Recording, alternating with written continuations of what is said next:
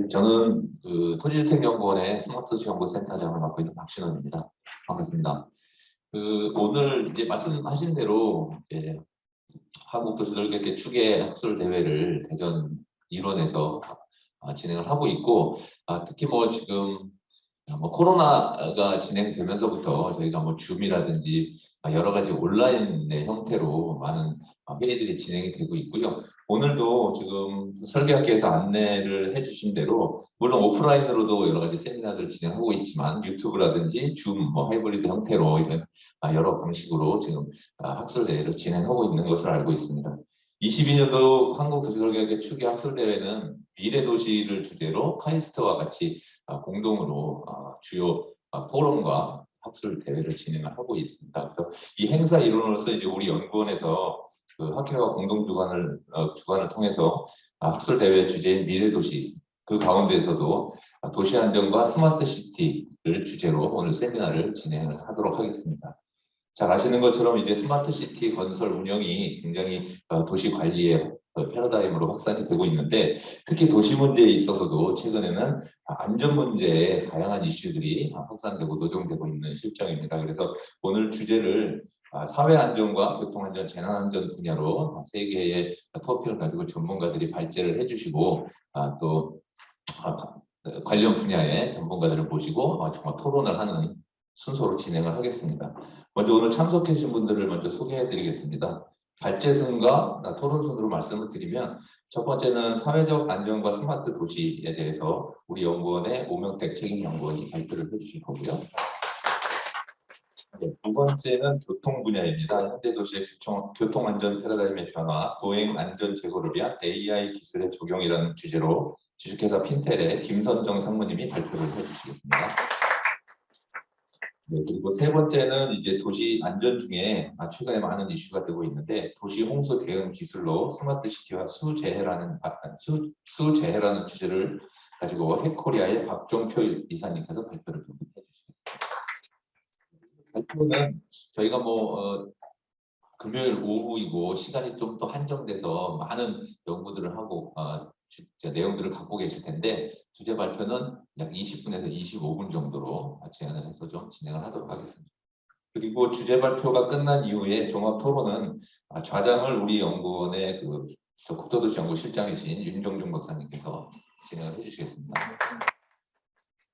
직영 토론자는 고려대학교 오주석 교수님,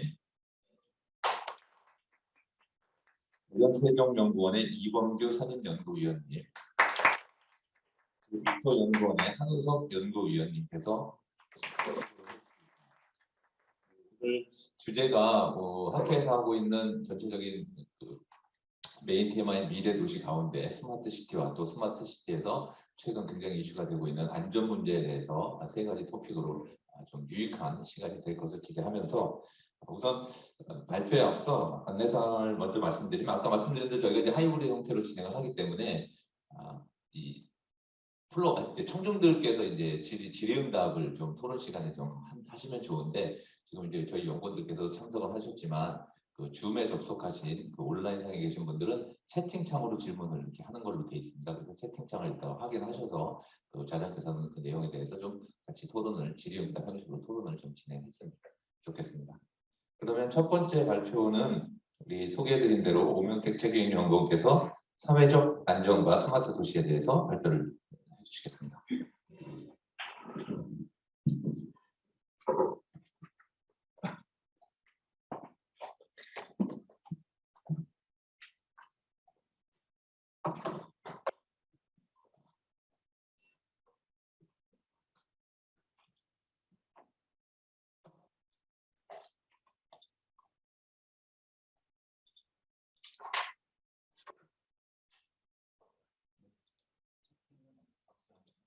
여기 채팅창이 뜹니다. 나중에 열어봐야.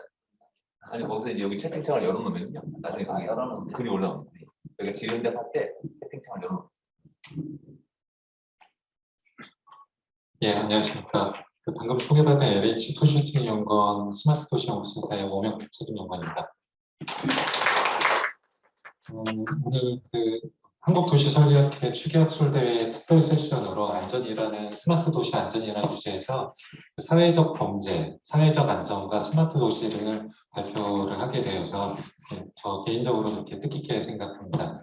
오늘 주제는 크게 세 가지로 좀 말씀을 드려보고자 합니다. 첫 번째는 아마도 이제 이 추계학술대 이 온라인 중간이나 여기 앉아 계신 분들이 스마트 시티에 대해서 뭐 과거에서부터 현재까지 안전 관련해서 정책 변화가 어떻게 이루어졌는지 잘 모르실 것 같아서 그래서 흐름만 이렇게 좀 간단히 살펴보고요. 그리고 현재 스마트 도시에서의 안전 솔루션이 어떻게 구축되었고 그리고 각 지자체에서 어떤 고도한 노력들을 하고 있는지 간략하게 제가 영상과 함께 같이 준비를 했습니다. 그리고 마지막으로 안전 서비스 2.0 툴킷 소프트웨어는 현재 그 국가 R&D 스마트 시티 혁신 성장 동력 프로젝트에서 그 범죄 예측하는 시스템을 개발을 해가지고 그것들을 지금 대구시 실증을 하고 완료되어 있고 그리고 이런 것들을 지금 현재 보급 사업을 추진 중에 있습니다. 그래서 이런 것들을 조금 더 저희 연구 성과를 이렇게 좀 간략하게 좀 설명드리도록 하겠습니다. 먼저 스마트 도시와 정책 변화입니다. 아마도 이제 스마트 시티라는 단어와 이러한 개념들은 이미 뭐 10년, 20년 가까이 연구되었고 많이 발표되었기 때문에 다들 잘 아시리라고 생각됩니다. 그래서 이렇게 간단하게 이렇게 짚고 넘어가자면은 일단 한국의 스마트 시티는 2003년부터 유시티라는 이름으로 유비쿼터스 도시라는 이름으로 시작이 되었고요. 이런 것들이 이제 제도적 기반으로 여러 가지로 이제 구축이 되어서 2008년도에 UCT 법이라고 유비쿼터스 도시 건설 등에 관한 법률로 제정이 되어서 이 법을 기반으로 전국에 있는 도시 시군들 광역시도가 그 정보통신 ICT 기반의 이런 것들을 관리할 수 있는 그런 체계로 넘어갔고요. 그리고 이런 것들이 이제 스마트 시티라는 용어가 2008년 이후부터 이제 전 세계적으로 이제 도출이 되었고 2013년 이후에 이제 붐이 일어나기 시작합니다. 그래서 거기에 맞춰서 우리나라에서도 이제 UCT법을 이제 스마트 도시 조성 및 산업 기능 등에 관한 법률로 개정하게 됩니다. 이제 국내에서의 스마트 정책 관련해서는 국가계획 수립이 유시법, 스마트 도시법에 의해서 3차에 걸쳐서 지금 종합계획이 수립이 되었고요. 그와 함께 우리나라의 스마트 시티가 이렇게 단계를 구분할 수 있는데 그러한 단계가 국가 R&D에 의해서도 이렇게 추진이 되어서 이렇게 맞물려서 돌아간 과거의 역사가 있습니다. 그래서 첫 번째로 이제 1단계 국가 R&D는 유에코시티라고 해서 저희 LH에서 이 사업단을 저희가 맡아가지고 추진을 되었고요. 이때 도시를 관제할 수 있는 그러한 통합 플랫폼을 이렇게 개발하게 되었습니다. 그리고 두 번째는 이 역시도 이제 저희 LH가 이제 연구단을 이제 수행을 하면서 도시정보관리 시스템 개발 연구를 통해서 그 1단계에서 개발했던 통합 플랫폼을 이렇게 고도화하고 그리고 이러한 통합 플랫폼을 통해서 그 시민들이 체감할 수 있는 연계 서비스에 대한 개념을 체계를 잡은 게 2단계 그 국가 R&D이고요. 이런 것들을 통해서 대전과 세종시에 테스트 베드로 이렇게 개발해서 이렇게 접목하고 여기서 나왔던 연구 성과가 그 전국에 있는 108개 지자체에 보고 확산되는 계기를 갖고 오게 됩니다. 그것도 뒤에서 자세히 설명드리겠습니다. 그리고 마지막으로는 제가 지금 연구 책임하고 있는 그 이제 스마트 시티 혁신 성장 동력 프로젝트에서 개발한 안전 서비스가 지금 현재 3단계로서 이렇게 진행되고 있고요. 여기는 데이터 기반의 그러한 데이터 기반의 어떻게 도시를 어떻게 관리할 것인지 이런 연구들이 되고 있어서 이런 것들이 현재 지금 전국 지자체로 국토부에서는 보급 확산을 준비하고 있습니다. 스마트 시티 발전 단계를 좀 간략하게 설명드리겠습니다. 스마트 시티는 이제 통신망이랑 이렇게 결부지어서 이제 발전을 해왔고요. 1990년대에 우리가 이제 방전송망을 시군 지역에 최초로 이제 구축을 하게 됩니다. 그리고 2단계로 1990년 후반, 98년도부터 2000년도까지 그전에는 시군 지역에만 있던 방전송망을 농어촌까지 해서 전국토화를 방전송망으로 이렇게 구축하는 사업을 했고요. 그리고 이제 2000년 이후에 이런 것들이 전송망이 대용량화로 이렇게 변하면서 이 대용량화 계기가 이제 데이터의 흐름과 뭐 이런 데이터 기반에 할 수 있는 체계가 갖춰지게 됩니다. 그래서 통신망에서 그러한 체계들이 갖춰지고요. 이거를 기점으로 해가지고 이제 UCT라는 개념이 이제 도시에서는 관찰할 수 있겠구나라는 이 시기가 굉장히 우리나라에서는 그 데이터화에 의해서 스마트 시티로 발돋움할 수 있는 그런 계기의 시점이라고 보시면 되겠습니다. 그래서 이러한 것들을 이제 유비쿼터스 이제 스마트 시티로 이제 도시를 추진하기 위해서 이제 선행 2기 신도시 동탄이랑 흥덕에서부터 이제 2003년부터 이제 준비가 시작이 됐고요. 그리고 이런 것들을 이제 제도적으로 받아들이기 위해서 유시티법, 그리고 본격적으로 2010년부터는 2기 신도시, 그리고 2011년부터는 이제 국내 도시 확산되게 됩니다. 그래서 요거는 초고속 통신망 구축 기준이고요. 크게 스마트 시티는 3단계로 구분해 볼 수가 있습니다. 이 3단계가 이렇게 기간을 보시면은 아마도 이제 국가 R&D 1단계, 2단계, 3단계, 1차, 2차, 3차랑 이렇게 맞물려서 돌아간다고 보시면 될 것 같고요.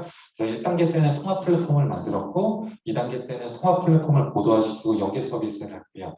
3단계는 그 3단계 이후에 이제 데이터 허브가 이제 정착하고 개발하고 이런 것들이 진행된다고 보시면 될 것 같고요.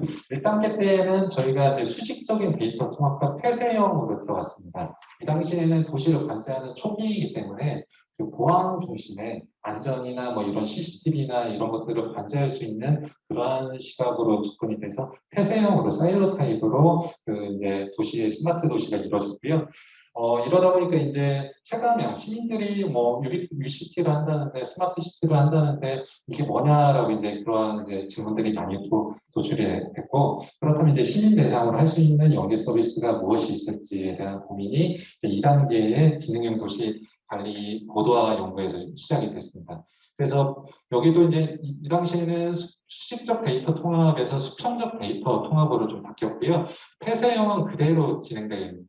왜냐하면 안전이나 112나 119나 여러 가지 CCTV 관제에 있어서 안전은 폐쇄형으로 갈 수밖에 없었고요. 그리고 이제 여기서부터 이 시기부터 이제 교통 정보라든지 외부의 이제 교통 뭐 도로 상황이라든지 이런 것들이 이제 외부에 이제 송출되면서 폐쇄형과 개방형으로 이렇게 동시에 진행되는 그러한 시기라고 이해를 하시면 될 것 같습니다.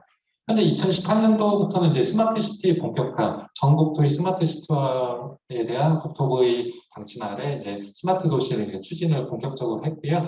그래서 다자간 양방향, 그리고 폐쇄형과 개방형인데 현재는 우리 삶에 있어서 데이터 없이 데이터에 기반한 서비스를 떼놓을 수 없는 그런 삶이 될 정도로 개방형이 확장이 되었고요. 그 시기가 이제 4G 시기와 5G로 넘어오면서 그런 것들이 이제 본격적으로 2018년도에 빵 터졌다라고 이렇게 좀 저희는 이렇게 생각을 하고 있습니다. 이와 함께 이제 국가 R&D가 이렇게 추진이 됐었고요. 이런 것들이 이제 뭐 스마트 시티 세 가지 주요된 구성 요소들이 뭐 스마트 기술 뭐 이런 것들을 구현할 수 있는 것들, 그리고 이런 것들을 영위할 수 있는 도시민의 삶의 질 뭐 이런 것들을 얘기를 하는데, 그런 것들이 이제 기반 시설과 스마트 기술 그리고 스마트 시티 기반 시설과 확장이 되어서 우리 시민들에게 직접적으로 이런 스마트 서비스를 제공하고 있다라고 이해가 됩니다.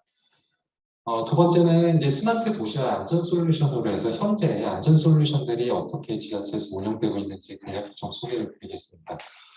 다시 앞으로 돌아온 느낌이 있는데 단계별로 이제 1단계, 2단계, 3단계의 국가 R&D가 있고요.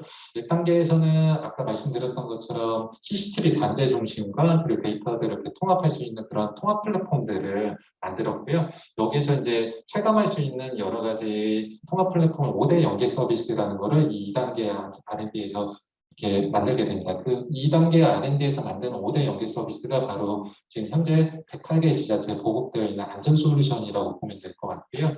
그리고 3단계로 국가 R&D가 이렇게 수행이 되고 있습니다. 그래서 이제 1단계에서 이제 만들었던 통합 플랫폼이 바로 이제 스마트 시티 통합 플랫폼으로 이제 현재 전국 지자체 108개 지자체의 통합 플랫폼이 이렇게 보급이 확산이 되었고요. 이 통합 플랫폼을 통해서 다양하게 교통이나 시설, 뭐 범죄 예방, 재해 예방, 행정이라든지 다양한 서비스를 이 통합 플랫폼을 통해서 이렇게 국민에게 이제 제공을 하게 됩니다. 아마도 뭐 이렇게 안전 문자나 뭐 여러 가지 이러한 행정 문자들도 이러한 통합 플랫폼에서 이렇게 송출도 할 수 있게 되어 있고요. 이 통합 플랫폼에서 이제 2단계 R&D에서 이 통합 플랫폼이 이제 무겁고 현재 최초 프로토타입은 무거웠기 때문에 2단계 R&D에서 그 지자체에서 활용할 수 있도록 커스터마이징을 하고 이제 5대 연계 서비스를 개발하게 됩니다. 그래서 그러한 5대 연계 서비스가 이제 각 시군 지자체에 이렇게 통합 플랫폼과 함께 이렇게 들어가게 되고요. 이거 위에 거는 이제 세종시에 있는 도시통합 정보센터의 이미지입니다. 그래서 이 도시통합정보센터에서 이런 관제사들이 이제 그 시에 있는 CCTV를 가지고 이제 모니터링을 해서 뭐 주차 단속이라든지 아니면 안전 문제라든지 여러 가지 뭐 비상 상황, 긴급, 뭐 재난재, 뭐 범죄 발생들은 실시간으로 이벤트성 그러한 이벤트들을 대응해서 이렇게 처리하고 있는 그러한 관제센터라고 보시고요. 그리고 이제 그 도시에 있는 데이터들이 이쪽으로 이제 수집이 돼서 가공이 돼가지고 각각의 서비스들이 이제 시민들에게 이렇게 제공되는 구조로 되어 있습니다. 밑에도 이제 세종시의 그 관제센터 사진이고요. 오른쪽에 있는 건 김해시의 스마트 도시 그 통합운영센터의 사진이고요. 이런 것들이 저희가 개발했던 국가 R&D를 통해서 국토부의 보급 사업을 통해서 전국 지자체에 보급 확산되게 됩니다. 아까 말씀드렸던 5대 연계 서비스에 대해서 간략하게 또 설명드리고 넘어가겠습니다. 5대 연계 서비스는 크게 5개 모듈을 5대 연계 서비스라고 하고요. 저희는 이제 그 뒤에 3장에서 말씀드린 안전 서비스 2.0이라고 이제 개발을 했는데 5대 연계 서비스가 저희 이제 솔루션이랑 그 구분만 짓기 위해서 이게 고도화된 건 아니고요. 구분 쉽게 알아보기 위해서 여기는 안전 서비스 1.0, 저희 거에는 안전 서비스 2.0이라는 그런 매칭을 붙이기도 했습니다. 5대 연계 서비스에는 5개 모듈로 이렇게 구축이 됩니다. 112 모듈 2개, 119 모듈 2개, 그리고 사회적 약자 지원 서비스로 해서 1개의 모듈로 해서 5대 연계 서비스라고 하고요. 이 112 같은 경우는 예전에는 이 통합 플랫폼과 이 5대 연계 서비스가 제공되기 이전에는 뭔가 범죄가 발생하면 신고가 들어오면 경찰관이 출동을 해서 현장 탐문을 통해서 그런 범죄자를 특정하고 범죄자를 이렇게 검거하는 과정이 들어가는데 이 통합 플랫폼과 5대 연계 서비스가 이제 보급 확산된 이후에는 이제 경찰관이 출동하는 그 시간 동안 CCTV의 영상들이 이미 다 채집이 돼서 어디에 이제 이곳에 뭐 이제 신고가 되었다면은 여기 신고를 중점으로 반경 뭐 3km, 5km 내에 있는 CCTV가 전부가 자동으로 이 모니터 화면에 뜨게 됩니다. 거기서 그 영상들을 채집을 할 수가 있고요. 그래서 출동하고 있는 그러한 그 경찰관한테 도착 전에 이런 영상들을 단말기로 제공해가지고 기존에는 도착해서 탐문하던 게 이미 영상을 확보를 해서 도착하자마자 용의자를 이렇게 검거하고 실시간으로 바로 골든타임에 이런 것들을 대응할 수 있는 그런 서비스가 이제 112망에서 진행이 됐고요. 119 같은 경우는 이제 저희 이제 교통센터에서 교통 상황들이 전부 모니터링이 되고 있고 그 소방차가 그 화재나 뭐 이렇게 재난 안전 지역에 이제 출동을 하는데 교통에 있어서 이런 것들이 막힌다면은 이 교통센터에서 그런 것들을 모니터링해서 그쪽 신호를 다 띄워준다든지 아니면 경찰관을 배치를 해서 교통 흐름을 한다든지 해서 골든 타임을 확보할 수 있는 그런 119 모듈로 되었고요. 이 119 모듈 같은 경우는 2018년, 19년도에 IDC에서 이제 최우수 스마트시티 솔루션 10대 최우수 솔루션을 선정돼가지고 수상을 받은 바도 있습니다. 그래서 대전광역시와 세종시에서 이제 처음에 실증을 했고 이런 것들이 전국적으로 확산이 되게 됩니다. 그리고 아까 이게 2개 모듈을 설명드렸고 마지막 사회적 안전인데요. 이거는 영상을 통해서 잠깐 설명드리겠습니다. 어린이나 치명 환자가 우기든 신호를 보내자마자 곧바로 경찰이나 소방관이 이들이 있는 곳을 찾아내 출동할 수 있다면 각종사고를 대폭 줄일 수 있을 겁니다. 정보이동통신사가 손잡고 이런 안전 시스템 구축에 나섰는데요. 9월부터는 시범 운영도 시작합니다. 박진영 기자입니다. 지난해 실종 신고된 사람은 모두 36,000여 명, 2016년도 하루 100여 명가량이 행방을 찾을 수 없게 된 것입니다. 이 중 18세 미만 어린이와 청소년이 19,000여 명으로 가장 많았고 치매 환자가 9,000명으로 뒤를 이었습니다. 이런 사회적 약자의 실종 사건이나 범죄 피해를 줄이기 위해 정부와 민간이 손잡고 안전망 구축에 나섰습니다. 어린이나 여성, 치매 환자가 가지고 있는 전용 단말기로 도움을 요청하거나 안전지역을 벗어나면 통신사가 곧바로 이들의 사진과 보호자 연락처, 위치 정보를 각 지방자치단체의 유비쿼터스 도시통합운영센터 UCT에 전수합니다. 지금 스마트 시티 UCT는 통합센터를 CCTV 등으로 상황을 정확하게 파악하고 경찰이나 소방기관의 신고에 즉시 대응하도록 하는 방식입니다. 그래서 지금 보신 것처럼 이제 통신망 중심으로 해가지고 이제 실종자들을 바로 이렇게 수색할 수가 있고 또 지금 현재는 좀 고도화돼서 문자도 받고 그런 것들을 하고 있는데 이게 16년도 자료입니다. 근데 지금 현재는 어떻게 고도화되고 있는지를 좀 살펴보겠습니다.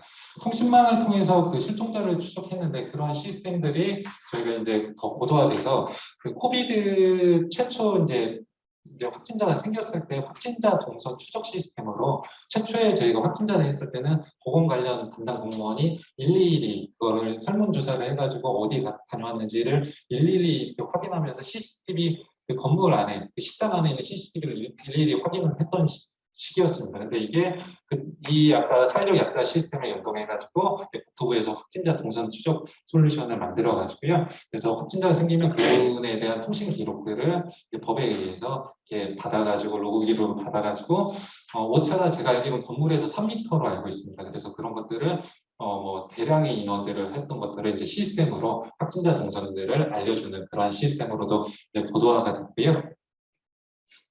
대전시에서는 이제 AI를 활용해서 CCTV에 대한 안전 솔루션을 진행하고 시민들의 있습니다. 안전을 위해 도심 곳곳에 설치되어 있는 CCTV. 거리에서 갑자기 쓰러지거나 도움이 필요한 사람을 실시간으로 찾아내는 인공지능 기술이 개발됐습니다. 야외에서 발생하는 응급 상황에 빠르게 대처할 수 있을 것으로 기대가 되는데요. 김윤미 기자가 취재했습니다. 지난 7월 대전시 대흥동 도로 한가운데 한 남성이 누워있습니다. 연신 오른쪽 발을 움직이며 불편함에 들어있습니다. 천천히 다가오던 SUV 차량은 방향을 돌려 맞선 길로 되돌아갑니다. CCTV에 포착되지 않았다면 위험해질 수도 있었던 상황입니다. 이처럼 구조 등의 도움이 필요한 사람을 영상 속에서 실시간 탐지하는 시각 인공지능 기술이 개발됐습니다. 사진이나 영상 속 사람의 행동을 분석하는 이른바 딥뷰 기술이 적용됐는데 술 취한 사람이나 노숙자, 응급 환자처럼 거리에 앉아있거나 쓰러진 사람까지 실시간으로 탐지해 경고 알림을 보냅니다. 정확도를 높이기 위해 수만 장의 사진 속 사람 형태와 관절의 위치, 자세도 함수됐습니다. 시간 관계에서 여기까지고요. 이제는 이제 대전광역시는 이미 구축이 완료가 됐습니다. 그래서 AI에 의해서 사람이 모션을 감지해가지고 이 사람이 어떤 상황이 있겠다, 뭔가 이제 응급 상황이 있다라면은 관제사한테 바로 알람을 CCTV 화면과 함께 같이 띄워서 실시간으로 이벤트 대응을 할 수 있게 해주고 있습니다. 마지막으로 하나만 더 지금 고도화되고 있는 상황을 말씀드리겠습니다. 그 세종시에서 만든 이제 시민안전대응 서비스 실종자 탐색인데요. 이거 같은 경우는 실종자에 대한 실종자 위치에서 이미지가 입력이 되면 그 이미지를 통해서 그 CCTV에 있는 지역들을 이렇게 설정을 해주면은 자동으로 이제 그 이미지가 AI가 그 이미지에 맞는 사람을 이렇게 검출하게 됩니다. 지금 이게 보안 자료라서 비식별로 해서 좀 뿌옇게 보이니까 그거는 좀 양해를 부탁드리겠습니다. 그래서 이 주황색 점퍼를 입은 사람들은 그 시간 사이에 CCTV에서 자동으로 검지를 하게 되고요. 그래서 그런 것들을 자동으로 자기들 AI에서 감지를 하고 이 사람이 어디로 동선을 어떻게 움직였는지 그런 것들을 확인을 해볼 수가 있습니다.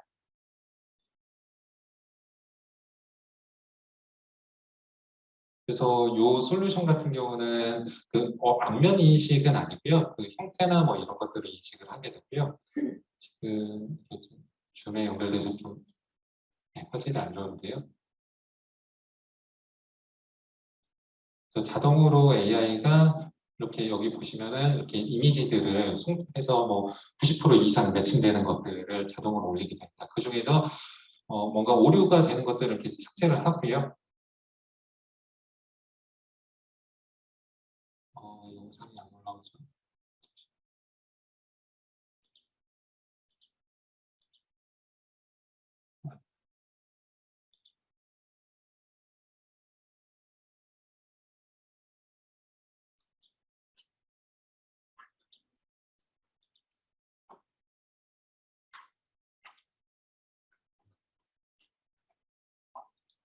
지금 이게 영상이 계속 깨지는데 아마 백판에 지도가 있었을 겁니다. 그래서 그 사람이 동선이 어디로 가는지에 대해서 이게 AI로 자동으로 추적이 되기 때문에 마지막 동선에 있어서 이제 경찰차를 그 반경에 이렇게 배치해가지고 이제 실종자를 탐색하게 되고요. 이런 것들이 이제 현재는 뭐 실종자뿐만이 아니라 범죄자까지도 이렇게 추적할 수 있는 동선 추적 시스템이 갖춰지고 있습니다.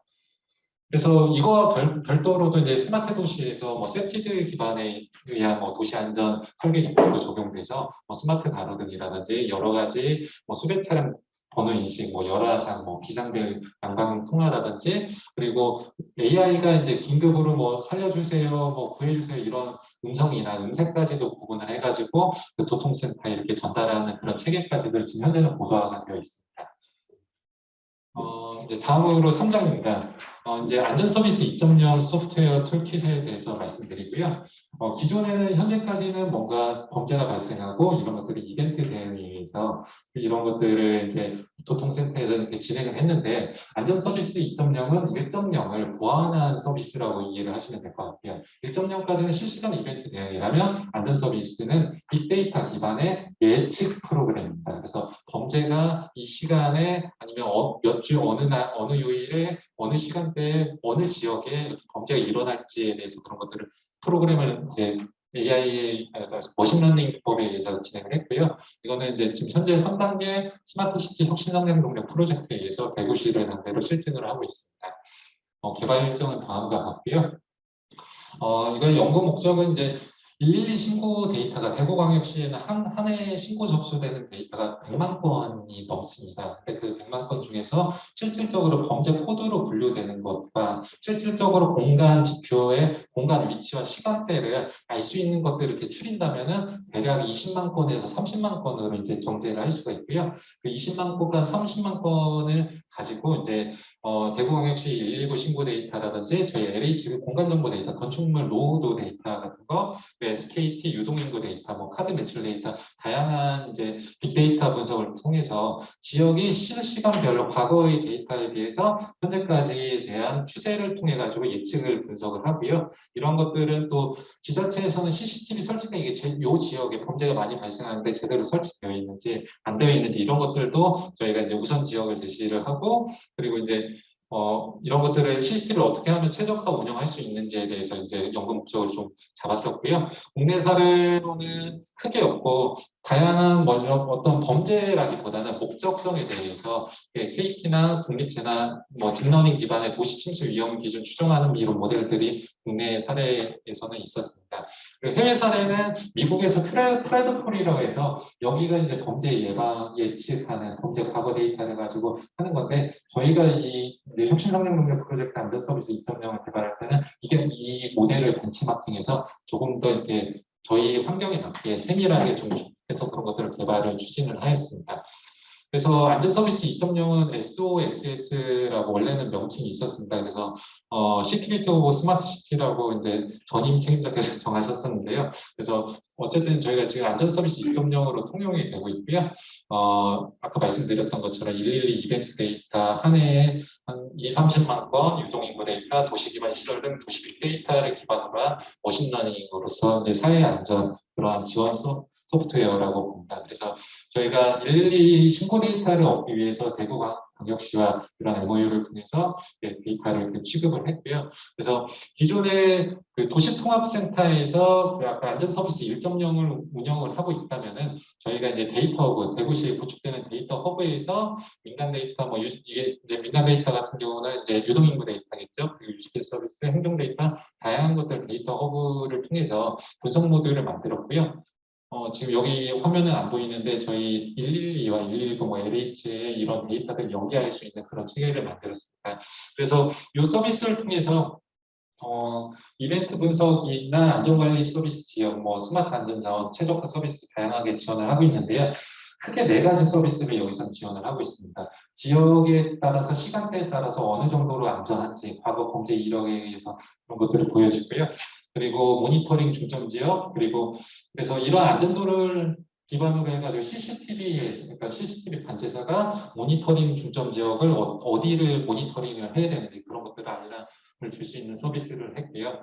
그리고 이제 CCTV가 어느 지역에 최적화되어야 되는지, 그리고 순찰 거점 지역이 어떻게 제시되어야 되는지, 경찰 같은 경우는 시간대별로 그 순마라고 하죠. 순찰자가 이동하고 또 어느 거점에서 이렇게 대기하게 되어 있습니다. 그래서 그런 것들이 순찰 거점 지역이 어디인지 그 실시간으로 알려주는 것들을 이렇게 경찰의 요구사항을 받아가지고 진행을 했고요. 그래서 그런 것들이 모니터링 지역, 그리고 그 시간대별 범죄가 어디 어느 지역에 그리고 이 계절에 맞춰가지고 이 범죄가 성향이 지역마다 다 다르기 때문에 지역에서 이제 CCTV 통합센터의 모니터링 요원들을 어떻게 배치해야 되는지 어느 뭐 여름철에는 범죄가 가장 많이 있으니까 풀로 돌리고 뭐 이렇게 범죄가 이렇게 적은 지역에는 이렇게 휴가가 가 있고 이런 자원 시스템도 같이 이렇게 이렇게 해가지고 개발을 하였습니다. 그래서 저희가 이제 이거를 예측할 때는 행안부 기준으로 해서 위해지표, 취약지표, 그리고 경감지표를 해가지고 여러 가지 이제 알고리즘에 의해서 그런 것들을 결정을 하였고요. 그래서 취약지표, 뭐 다양한 빅데이터 그리고 경감지표들에 대한 시간상 조금 패스를 하겠습니다. 그래서 자료를 좀 가름을 해서 봐주시면 될 것 같고요. 그런 것들을 예측을 통해서 저희가 대전시를 상대로 최초에 이제 그 프로그램 돌렸을 때 90%의 신뢰도를 확인을 했습니다. 그래서 그걸 기반으로 해서 대구광역시에 그러한 시스템을 구축을 했고요. 그리고 예측 모델은 저희가 총 5개를 돌려봤을 때 가장 적합한 모델을 저희가 이제 모델 평가를 통해서 그런 것들을 도출을 하였습니다.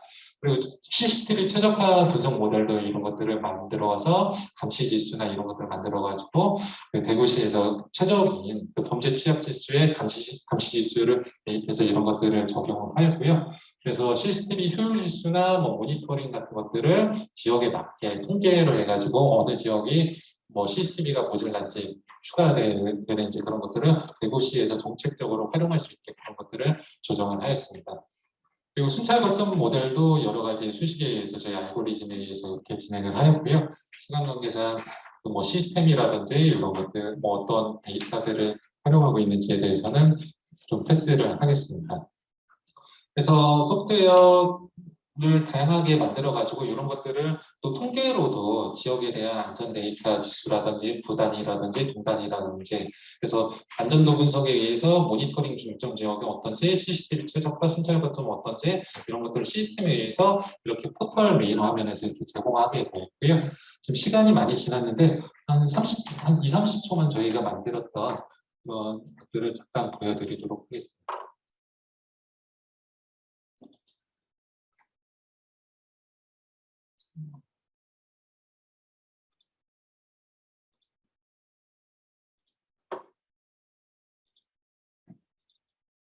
현재 대구시에 구축된 안전서비스 2.0을 보고 계시고요. 저희가 이제 일단 간단하게 사례만 이제 보여드리기 위해서 뭐 어느 동에 뭐 지역에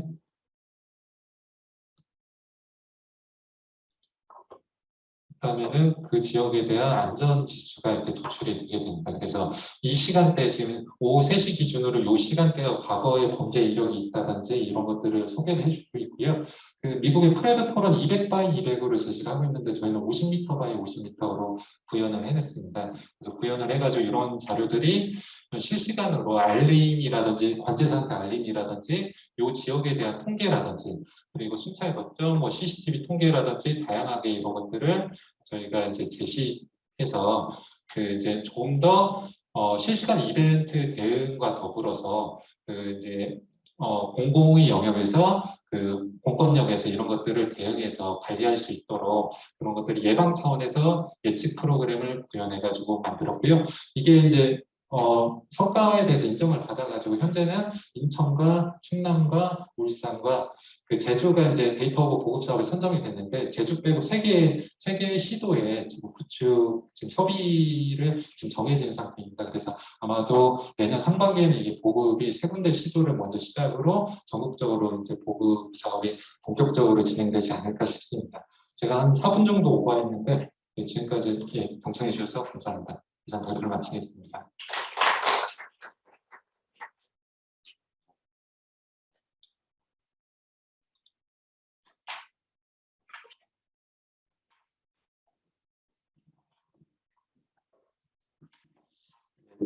잘 들었습니다. 그 설명해 주신 대로 우리가 이제 국토교통연구개발 사업을 3단계 연구개발 사업을 2008년도부터 진행을 했거든요. 그래서 지금 이제 어느 정도 완성 단계 그리고 이제 패러다임이 계속 바뀌기 때문에 저희가 또 똑같은 주제를 갖고 하는 건 아닌데 지금 이제 이렇게 안전에 관련된 여러 가지 그 딥러닝들이 사실은 이게 이제 우리나라에서는 개인정보 보호 때문에 굉장히 많은 걸림돌들이 있어요. 그리고 이 데이터들이 나왔을 때 아까 그 안전지도 보신 것들이 사실 어떻게 보면 이게 이제 되게 민감한 데이터잖아요. 이게 우리 동네가 위험하다, 여기는 안전하다, 뭐 이런 결과물로 인식이 될 수 있고 해석이 될 수 있기 때문에 그래서 공공 부분에서 많이 활용을 하겠지만 이 외에도 다양한 어떤 그 유형의 데이터들이 아마 민간에서도 지금 제작이 되고 활용이 되는 걸로 저희 스마트 시티 분야에서 그렇게 알고 있고요. 저희가 이 과제가 이제 올해 끝나고 5년 내고 올해 끝나는데 내년부터는 또 어떤 이제 새로운 과제들이 데이터를 중심으로 한 새로운 과제들이 발굴 기획이 되는 걸로 알고 있습니다. 네, 발표 잘 들었고요. 다음은 오명택 박사님은 이제 저희 호스트라서 시간을 조금 더 드렸는데 네, 김선영 선생님께서 교통 분야의 안전 관련돼서 발표를 해주시겠습니다. 앉아서 하시는 게 어떨까요? 서서 하셔야 될까? 앉아서 하시면 되지 않을까요? 영상이 영상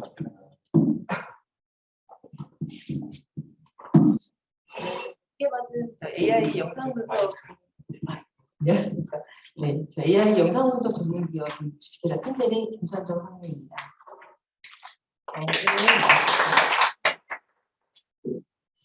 저는 이번에 최근에 자동차 중심에서 보행자 중심으로 사실은 교통 안전의 패러다임이 변화하고 있습니다.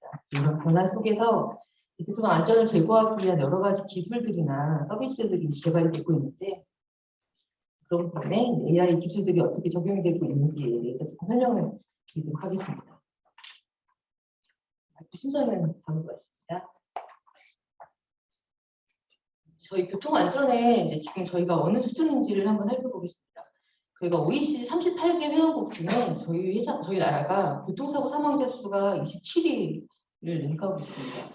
10만 명당 사망자 수가 한국이 6.5명인데요. OECD 평균 회원국들의 평균이 5.2명인 것을 반영하면 지금 교통사고가 굉장히 많이 일어나고 있는 사망자 수가 굉장히 늘어나고 있는 추세입니다. 특히 이제 교통사고 사망자들 중에 보행 중에 교통사고 사망자들은 사실 OECD 회원국 중에 1위라는 불명예를 안고 있습니다. 회원국들의 평균이 19.3%인데 저희 나라가 38.9%인 것을 감안하면 지금 굉장히 보행 환경이 위험한 상황이다라고 볼 수 있을 것 같습니다. 근데 이런 와중에 노령화가 진행이 되면서 사실 교통약자의 비율은 계속해서 증가하고 있습니다. 교통약자를 교통에서는 고령자와 어린이들을 대표해서 얘기를 하고 있는데 비율이 벌써 한 29.7%. 사실은 이게 2020년, 2021년 기준이기 때문에 계속 지속적으로 증가하고 있고 앞으로 노령화는 더 진행이 될 예정이기 때문에 아마 교통약자의 비율들이 훨씬 더 커질 거라고 보고 있습니다. 일반인들은 사실은 교통 환경이 어려운데 교통약자 입장에서는 사실은 보행 환경이 어려워지면 더 위험에 노출이 될 수밖에 없는 상황이고요. 사실 이런 걱정을 저만 하는 건 아니겠죠. 모든 사람들이 걱정을 하고 있다 보니 당연히 사회적인 패러다임이 변화하고 있습니다.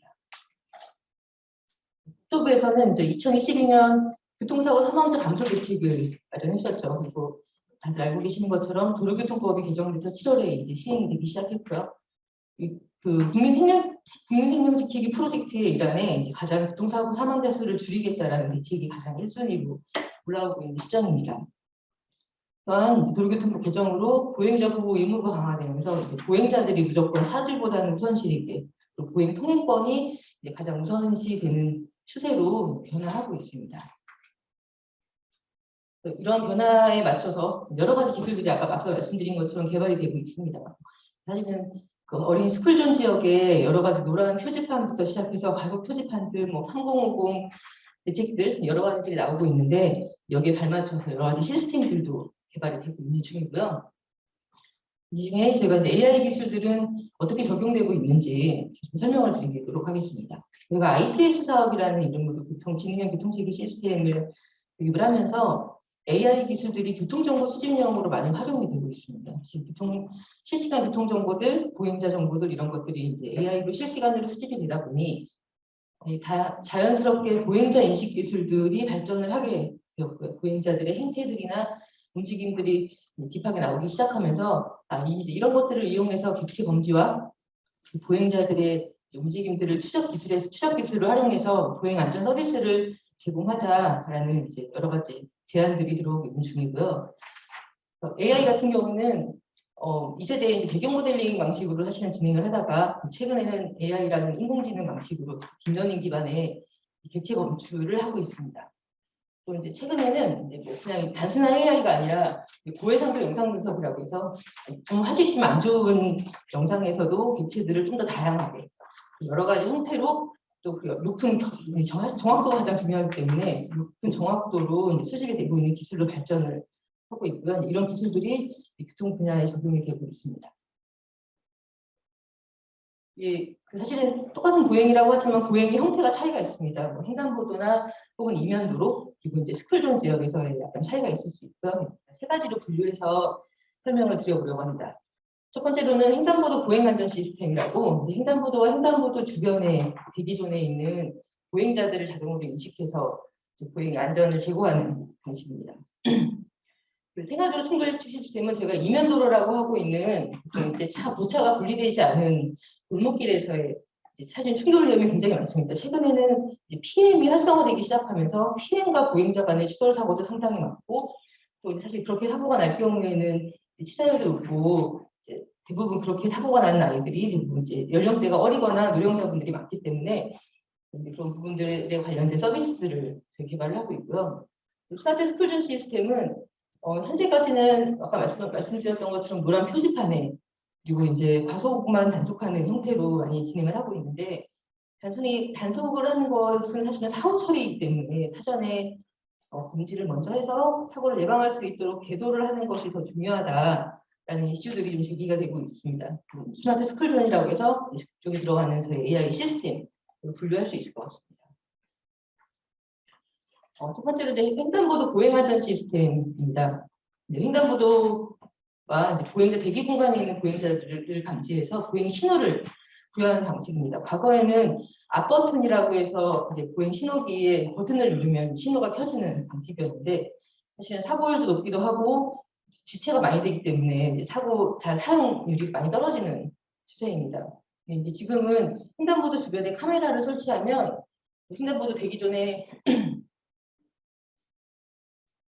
있는 보행자들이 있을 경우에 횡단보도 신호를 이제 제공해 줄 수도 있고 이제 혹은 예를 들어 차량 신호일 때 그 보행자들이 무단횡단을 하는 경우에 무단횡단을 하지 말으라고 경고를 할 수도 있고 그럼에도 불구하고 무단횡단을 하는 보행자가 있을 때는 차량 운전자들에게 보행자가 있으니 조심하라는 정보를 줄 수도 있습니다. 또 이제 보행 신호를 제공해 주는 이유에는 정지선 위반 차량을 방지한다든지 혹은 분간적인 무단횡단이라고 해서 횡단보도가 아닌 지역에서 무단횡단을 하는 분들을 문제에서 계도를 하는 방식으로 서비스를 하고 있고요. 보시는 것처럼 횡단보도 내에 있는 보행자들을 다 일일이 검지를 하고 있고요. 보시는 것처럼 일반 보행자와 휠체어를 탄 장애인들까지 분류를 하고 있기 때문에 좀 더 다양한 서비스들을 다양한 분들을 대상으로 할 수 있는 방식입니다. 이제 앞서 보여드린 것처럼 이제 휠체어를 검지를 하고 있지 않습니까? 보행 약자인 경우를 분류를 해내고 있습니다. 교통 약자들한테 좀 더 서비스를 하기 위해서 교통 약자들이 횡단보도 보행 시간 동안 횡단보도를 다 건너지 못하셨을 경우에 횡단을 종료하지 못했을 경우에 보행 신호를 연장해주는 기술을 최근에 적용을 하고 있습니다.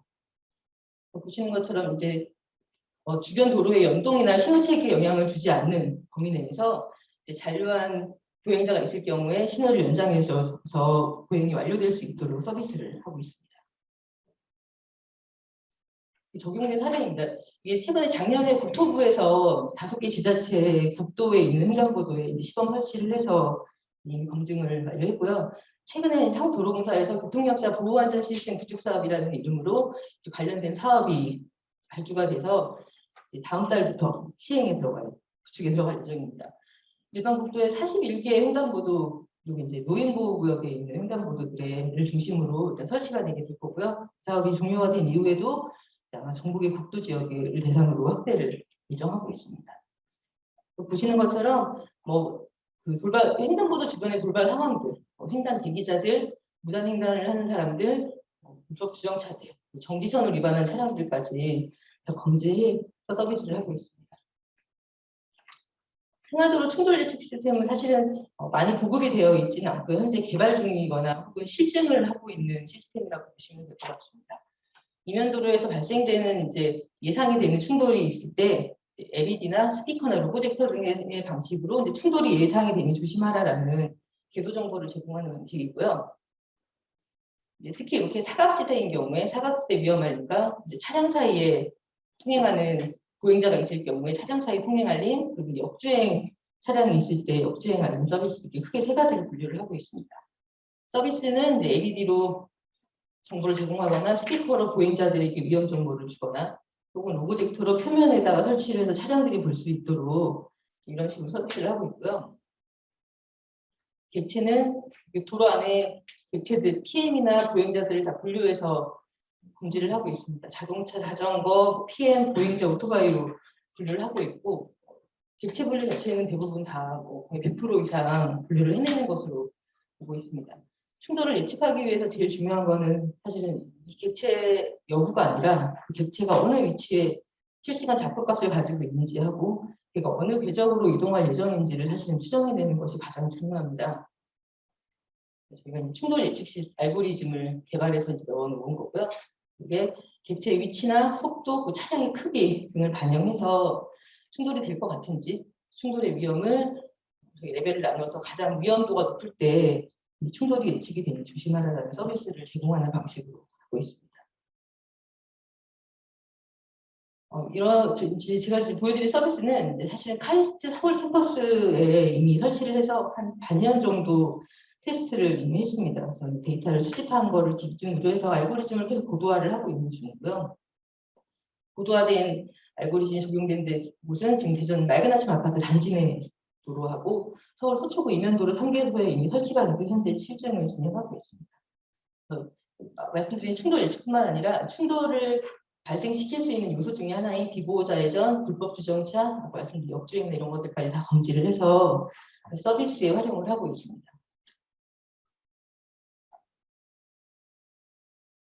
맑은 아침 아파트에 이런 식으로 구성이 돼서 현재 운영이 되고 있고요.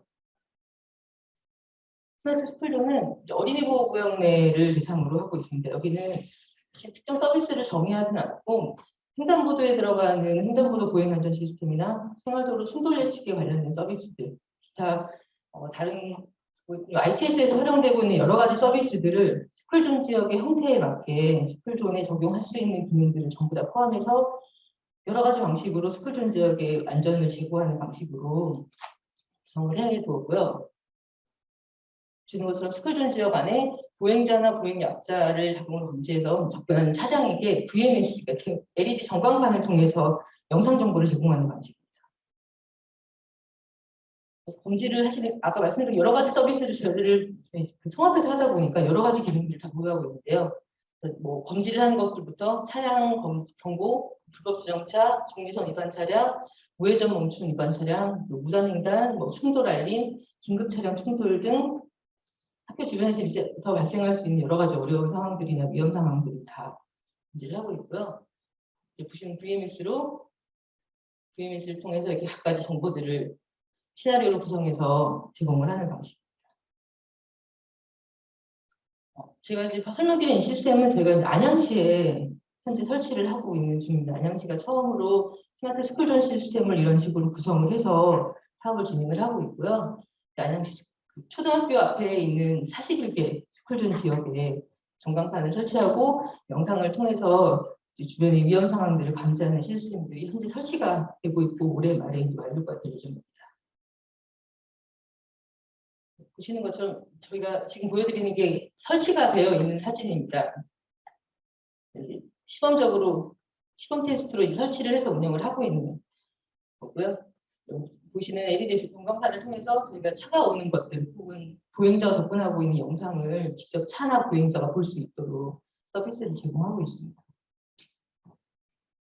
이제 이렇게 사실은 여러 가지 비용들이나 노력을 통해서 서비스를 제공을 하고 있는데 이거 얼마나 사실 효과가 있는지를 보는 게 더 중요할 것 같습니다.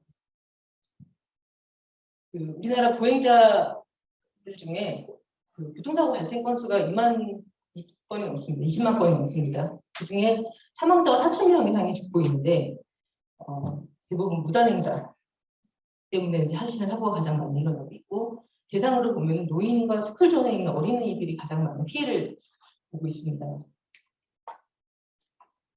저희가 이제 이런 시스템을 사실 저희뿐만 아니라 이렇게 AI 기술을 가지고 있는 대부분의 업체들이 서비스를 제공을 하고 있고요. 제공된 서비스들을 도로교통공단에서 서비스의 효과가 얼마나 있는지를 분석을 하셨는데, 횡단보도 정지선 위반 차량 같은 경우에는 시스템을 도입했을 때 83% 이상이 감소가 된다. 그리고 보행자 교통사고는 21.5% 이상 감소가 된다고 보고 있습니다.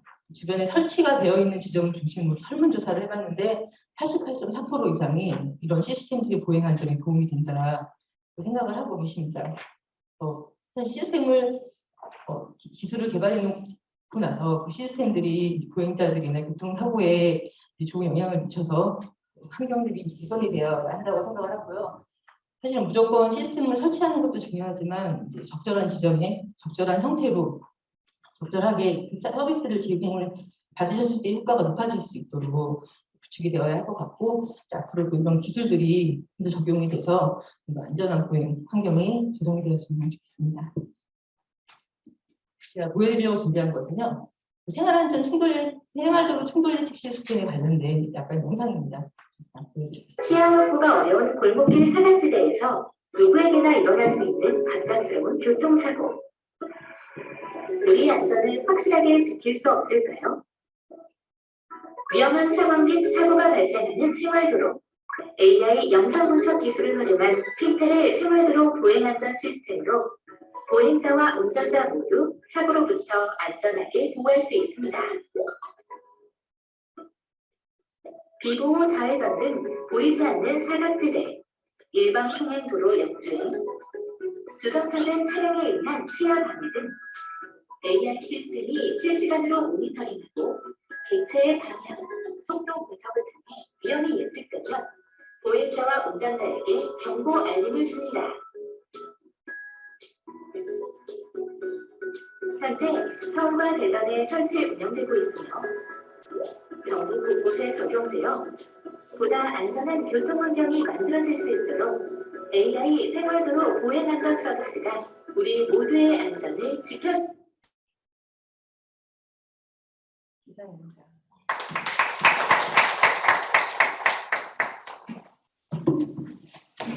애니메이션의 주인공은 김성정 사모님이신가요? 닮았네요. 네, 퍼펙트하게 아주 발표를 잘 해주셨는데, 김성정 사모님 발표를 들으니까 지금 진짜 집 밖은 다 위험한 것 같아요. 침대 밖은 다 위험한 것 같습니다. 우리나라의 제도적으로 도로교통법과 관련된 안전과 관련된 교통약자 이동 편의증진법이라든지 장애인 노인 임산부 등의 편의증진 보장에 관한 법률이라든지 이렇게 이 보행자 또는 차량의 안전에 관련된 법률들이 사실 많이 있고 잘 작동을 하고 있는데 제가 판단할 때는 제가 생각할 때 개인적으로는 물론 이게 이제 차량 운행이나 운행 습관이나 뭐 여러 가지의 요인이 있는 것 같아요. 근데 다만 이제 그런 것들을 다 저희가 관리를 할 수 없으니까 지금 4차 산업혁명 시대라고 하는 이 IT 기술이 발전된 시대에 그런 좋은 기술들을 갖다가 사람들의 생명과 안전과 건강을 유지해주는 뭐 이런 기술들 굉장히 좀 유익하다고 보여집니다. 우리나라에 비공식적으로 통계에 CCTV가 10억 개 정도가 있다고 해요. 우리는 내 침실, 집에도 이제 보통 AI 그 스피커를 한 카메라들이 많이 있잖아요. 뭐 집 감시하고 이런 것들. 그런 걸 제외하더라도 내가 사는 욕실 외에는 다 CCTV가 있고 언제든지 내가 거기에 노출될 수 있다는 이런 문제. 그게 이제 개인이 보면 문제인데 이게 사회적으로 보면 이런 기술들이 굉장히 활용이 돼서 좋은 성과로 만들어지고 여기 뭐 그 김성정 선생님 계신 주식회사 핀텔뿐만이 아니라 많은 기업 올해 이제 국토교통부에서 하는 이제 혁신기술공모 사업 같은 경우에도 요즘에 이제 문제가 많이 되고 있는 아까 PM이라고 표현하신 개인교통수단하고 이 캣보드잖아요. 그거하고 오토바이 이게 이제 코로나 시대에 막 배달이 막 늘어나면서 오토바이들의 문제 이런 것들이 굉장히 사회적으로 많이 어려워지고 있는데 그런 것들을 해결하기 위한 기술들이 굉장히 많이 개발되고 이제 관 쪽에서도 그런 기술들을 좀 적용 확산 보급 업그레이드 하고자 하는 노력들이 많이 진행되고 있는 것 같아서 다행스럽게 생각이 들고 다음에는 이제 박정표 이사님의 수자원에 관련된 올해 비가 집중호우가 막 어마어마했잖아요. 그리고 막 서울에 그 비싼 차들 몇 대? 6,000대라고 있나요? 네, 이것들이 또 기술로 어떻게 해결이 될지 또 저희가 한번 얘기를 좀 박정표 이사님 모시고 한번 들어보겠습니다.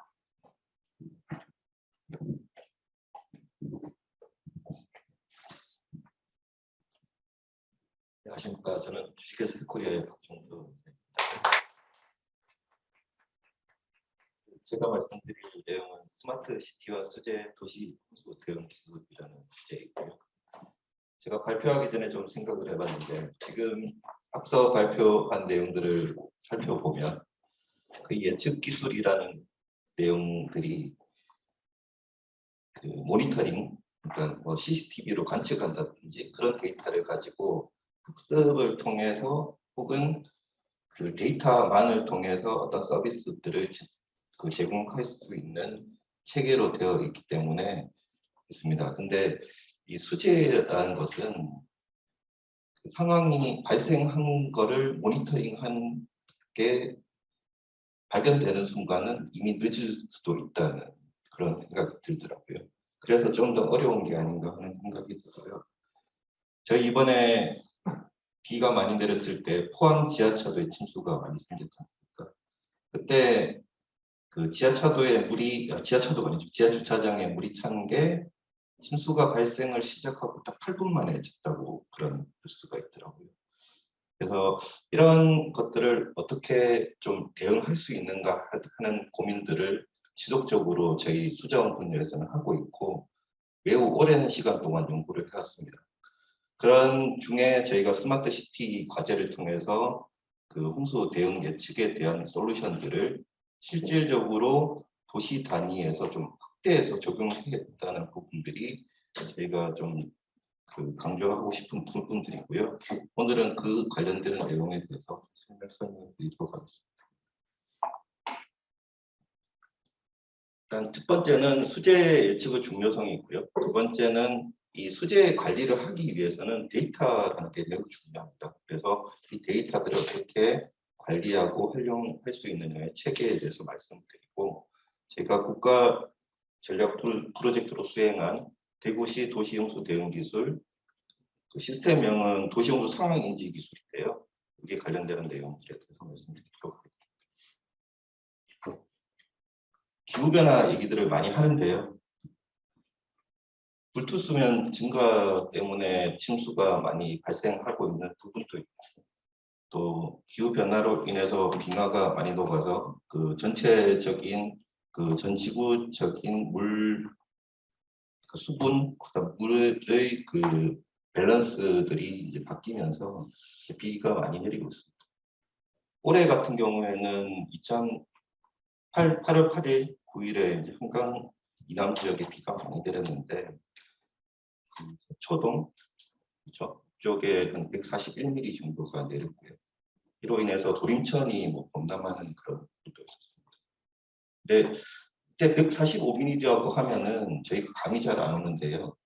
보통 저희가 행정안전부에서 홍수에 대응하기 위한 강우량의 기준들을 마련해서 그 공포를 하고 있는데요. 서울시 같은 경우에는 약 한 30년에서 50년 정도의 빈도에서 내릴 수 있는 비를 95mm 정도로 보고 있습니다. 그러니까 지금 저희가 목표로 삼고 있는 비가 95mm인데 여기에는 50mm 정도가 더 내린 거죠. 이게 시간당 내리는 비거든요. 저희가 보통 뭐 그 대야에 물을 넣고 이렇게 붓는 정도의 수준? 그 정도로 왔다고 보시면 됩니다. 여기 대전에 계신 분들도 많이 계실 건데 이번에 대전에도 대전 인근의 청량이나 부여도 비가 많이 왔지 않습니까? 그래서 그때도 제가 알기로는 한 110mm 정도가 새벽에 내려가지고 산사태 발생했습니다. 그래서 최근에는 이제 그런 관련되는 연구들을 행정안전부 재난안전연구원에서도 많이 수행을 했는데요. 지금 기후변화로 인해서 발생될 수 있는 미래의 재난 중에 가장 1순위가 도시홍수입니다. 그래서 이 도시홍수에 대한 대응은 앞으로도 계속 중요성이 높아질 것 같고요. 그 관련되는 사업들, 연구 과제들도 지속될 걸로 예상됩니다. 지속 가능한 도시를 위한 수재 관리의 중요성 부분에서 하나 또 강조하고 싶은 것은 유엔 지속 가능한 발전 목표 중에서 수재에 관련된 항목들이 2개가 있습니다. 그 11번 항목인데요. 11번 항목에 보면 물 관련 재난을 비롯하여 재난으로부터 인한 사망 피해자 수를 현저히 줄인다는 목표가 있고요. 13번 항목에 기후변화 되어 있습니다. 그래서 여기 보시면 다른 항목들도 다 그 물 관련되는 부분들이 많이 포함되어 있는데 이렇게 유엔에서도 관련되는 것들을 좀 생각하고 있고 저희 국가의 우리나라의 지속가능 발전 목표도 유엔과 동일하게 적용되고 있다는 있습니다. 제가 좀 생각해 본 것은 그 도시홍수 대응이라는 게 실제 상황이 발생하고 난 이후에 대응을 하는 부분, 이 부분들에 대해서 먼저 예측하는 게 먼저 중요하다고 생각이 들어서 저희가 우리나라에서 이런 부분들의 연구를 수행할 때 그 우리나라 제일 잘한 게 감염병 대박 예방이었지 않습니까? 그래서 K 병력의 핵심에 대해 생각했어요. 그때 저희 나라 같은 경우에는 진단 검사를 잘해서 추적을 통해서 이제 치료를 하는 그런 시스템을 가지고 있었습니다. 지금도 동일하게 저희는 이런 절차를 밟아야 되겠다는 생각이 들고요. 그를 위해서 먼저 홍수 예측이라는 게 되게 중요하고 그 예측 데이터를 바탕으로 데이터 공유를 통해서 대응하는 체계. 이런 형식으로 우리나라의 선진화된 도시홍수 체계를 만들어가는 게 방향이라고 생각을 하고 있습니다. 그러면 이러한 부분들을 어떻게 현실화시킬 거냐 하는 부분들이 매우 중요한데요. 저희가 그 홍수 예측을 하기 위해서 가장 중요한 부분은 데이터입니다.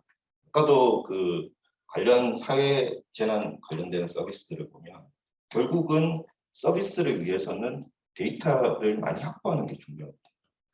근데 홍수 관련 데이터들을 생각해 보면 그리 많지가 않습니다. 즉 모니터링 데이터라고 생각해 보면 서울시 같은 경우에는 그 하수관로에서 이렇게 넘치는 게 비로 발생을 하는데요. 한 100개 정도의 그 하수관로 수위계가 있고요. 대구시는 최근에 한 100개 정도를 이제 추가 설치했는데 그 관로의 개수하고 비교해 보면 턱없이 그 홍수를 그 모니터링할 수 있는 수준에 미치지 못합니다. 두 번째는 그 데이터 중에서 관망 자료라는 게 있습니다. 하수도의 관망 자료고요. 저희가 이 자료들을 전산화 사업들을 수행을 하고 있는데도 불구하고 어디에 어떤 관로가 정확하게 묻혀 있는지에 대한 정보들이 정확하지 않은 게 우리나라의 현실입니다. 근데 이게 우리나라의 현실뿐만 아니고요. 제가 미국에도 물어봤는데 오래된 관로들에 대한 정보들은 다 전산화가 안 돼 있더라고요. 그래서 이런 부분들에 대한 데이터를 가지고 정보를 만들 수 있는 근거를 만드는 게 제일 중요하다는 생각을 가지고 있고요.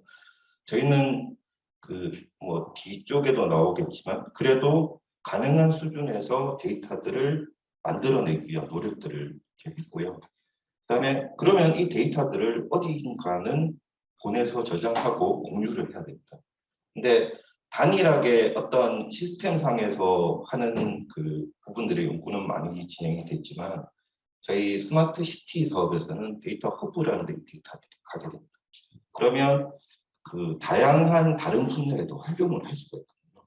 예를 들어서 좀 말씀을 드리면 하수관로를 홍수 예측을 위해서 모니터링 자료를 홍수 예측을 위해서 쓸 수만 있느냐? 그건 아닙니다.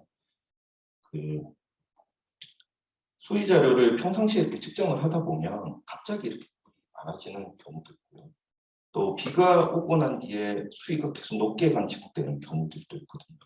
이건 어떤 의미냐면 관로가 파손된다든지 이런 경우에도 옆에서 이제 지하수들이 흘러들어와서 좀 높게 형성이 되는 경우도 있고, 그다음에 토사들이 들어오는 경우에도 그런 경우, 그 유지관리 자료를 활용을 할 수 있습니다. 그래서 저희가 그 모니터링하거나 예측하는 자료들은 이런 공유를 통해서 다른 서비스들에도 활용될 수 있다는 측면에서 스마트 시티 사업이 중요한 거고요.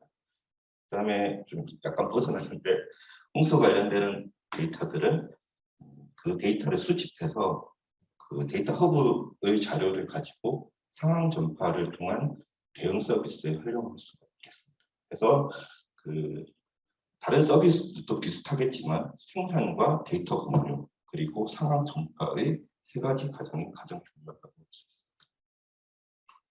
그래서 제가 따로 이제 준비한 게 생산 공유 전파에 대한 부분들을 이제 좀 강조해서 좀 상세하게 말씀을 드리려고 하는 것이고요. 그 수제 데이터 생산은 그러면 어떠한 종류의 데이터들을 생산해야 되느냐에 대한 생각들을 좀 하게 되는데요. 일단 수제 관련 예측을 하기 위해서는 가장 중요한 것이 하늘에서 내리는 비를 예측합니다. 기상청에서 물론 그 다양한 메이플 자료라든지 여러 가지 자료들을 활용해서 동네 예보도 하고 있고요.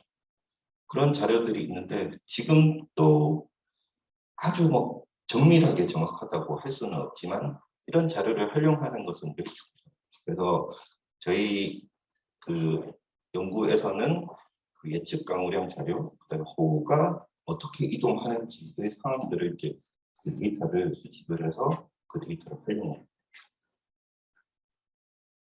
두 번째인데요. 생산 자료가 모니터링 데이터만 있는 것은 아닙니다.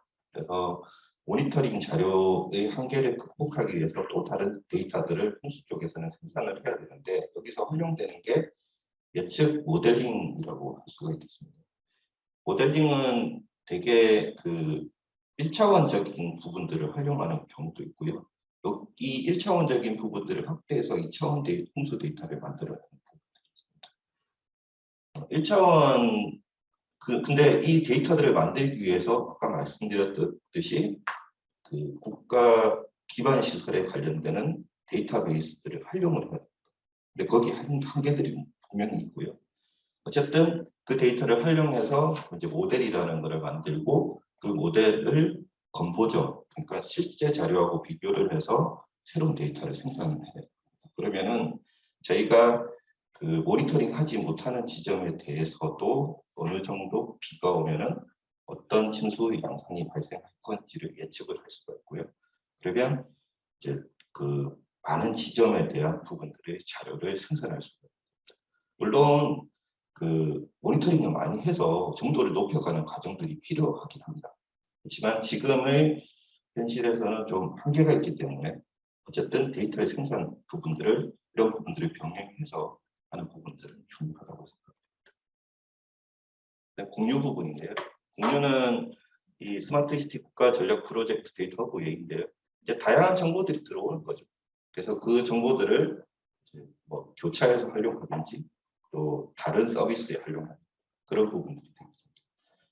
그 도시홍수의 예를 들자면 침수가 발생될 걸로 예상이 되거나 혹은 저지대의 주차장 쪽에 침수 예측이 되거나 하천변에 그 주차장들 있지 않습니까? 하천변에 보면은 대전도 좀 있죠. 그런 쪽에 하천 수위가 올라올 걸 예비해서 차단을 한다든지 혹은 차량들을 빨리 빼라고 이렇게 뭐 얘기를 해준다든지 그런 부분들을 교통 서비스나 이런 부분들하고 연계해서 할 수 있는 저희 데이터 공유 체계는 뒤쪽에 스마트시티 국가 전략 프로젝트의 내용들에도 나오는데요. 교통안전, 도시행정 쪽은 대구시에서 줬고요. 시흥시는 에너지 환경 생활복지 쪽으로 했는데 저희 안전 쪽에는 재난 쪽에 긴급 대응 사고, 사고, 그다음 화재 이런 것들이 좀 들어가 있습니다. 그래서 이런 부분들을 이제 공동으로 공유해서 활용해서 서비스를 전파도 매우 중요하다고 생각하고요. 그 데이터를 받아가지고 이제 데이터 허브를 통해서 이제 상황에 대한 부분들을 대국민 서비스 혹은 지자체 공무원들에게 서비스를 드리는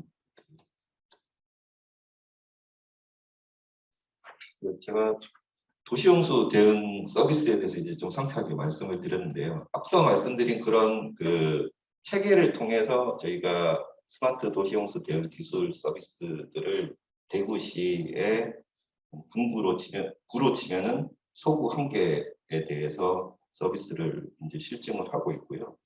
관련해서는 서울시 전역에 대한 부분들도 이와 유사한 시스템을 만들어서 제공하고 있습니다.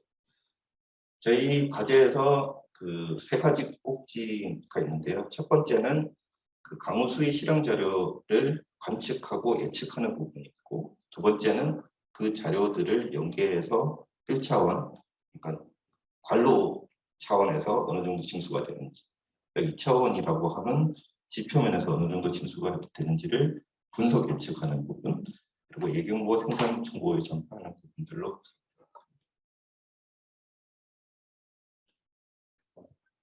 근데 두 가지가 있어요.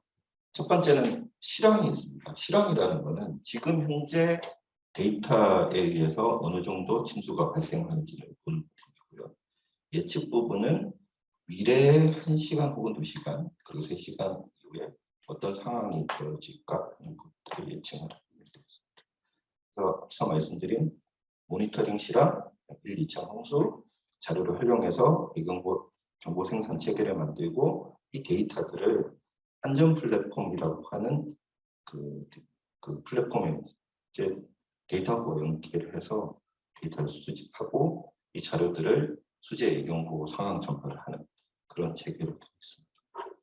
제가 비가 올 때 한번 실증을 해보려고 대구시에 실증 그 현장을 한번 갔었어요. 올해 그 흰남도가 왔을 때. 태양로가 새벽에 이렇게 부산을 통과해가지고 올라갔는데, 그때 포항 쪽에 비가 많이 내리고 대구에는 딱 그 저희 있는 지역에 25mm밖에 비가 안 내렸습니다. 보통 이제 호우에서 침수가 어느 정도 발생을 하려면 그래도 한 50mm 이상의 비가 내려야지 일부 침수가 발생을 하거든요.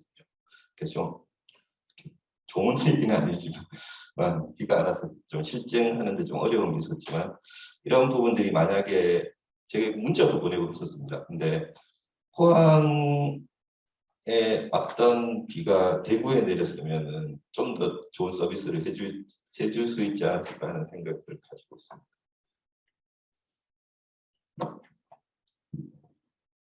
그 모니터링 실황 예측 자료 생산 같은 경우에는 강우에 대한 그 모니터링 실황이고요. 그 다음에 수위계에 대한 실황을 관측하는 부분이 있습니다. 수위계는 우수관로의 수위를 관측하는 부분인데, 지금 현재 우리나라의 그 전력을 그 연결을 해서 그 수위계를 설치를 하려고 하면 약 한 1,000만 원 정도의 예산이 필요합니다. 그러니까 비용이 되게 많이 들어가는 거죠.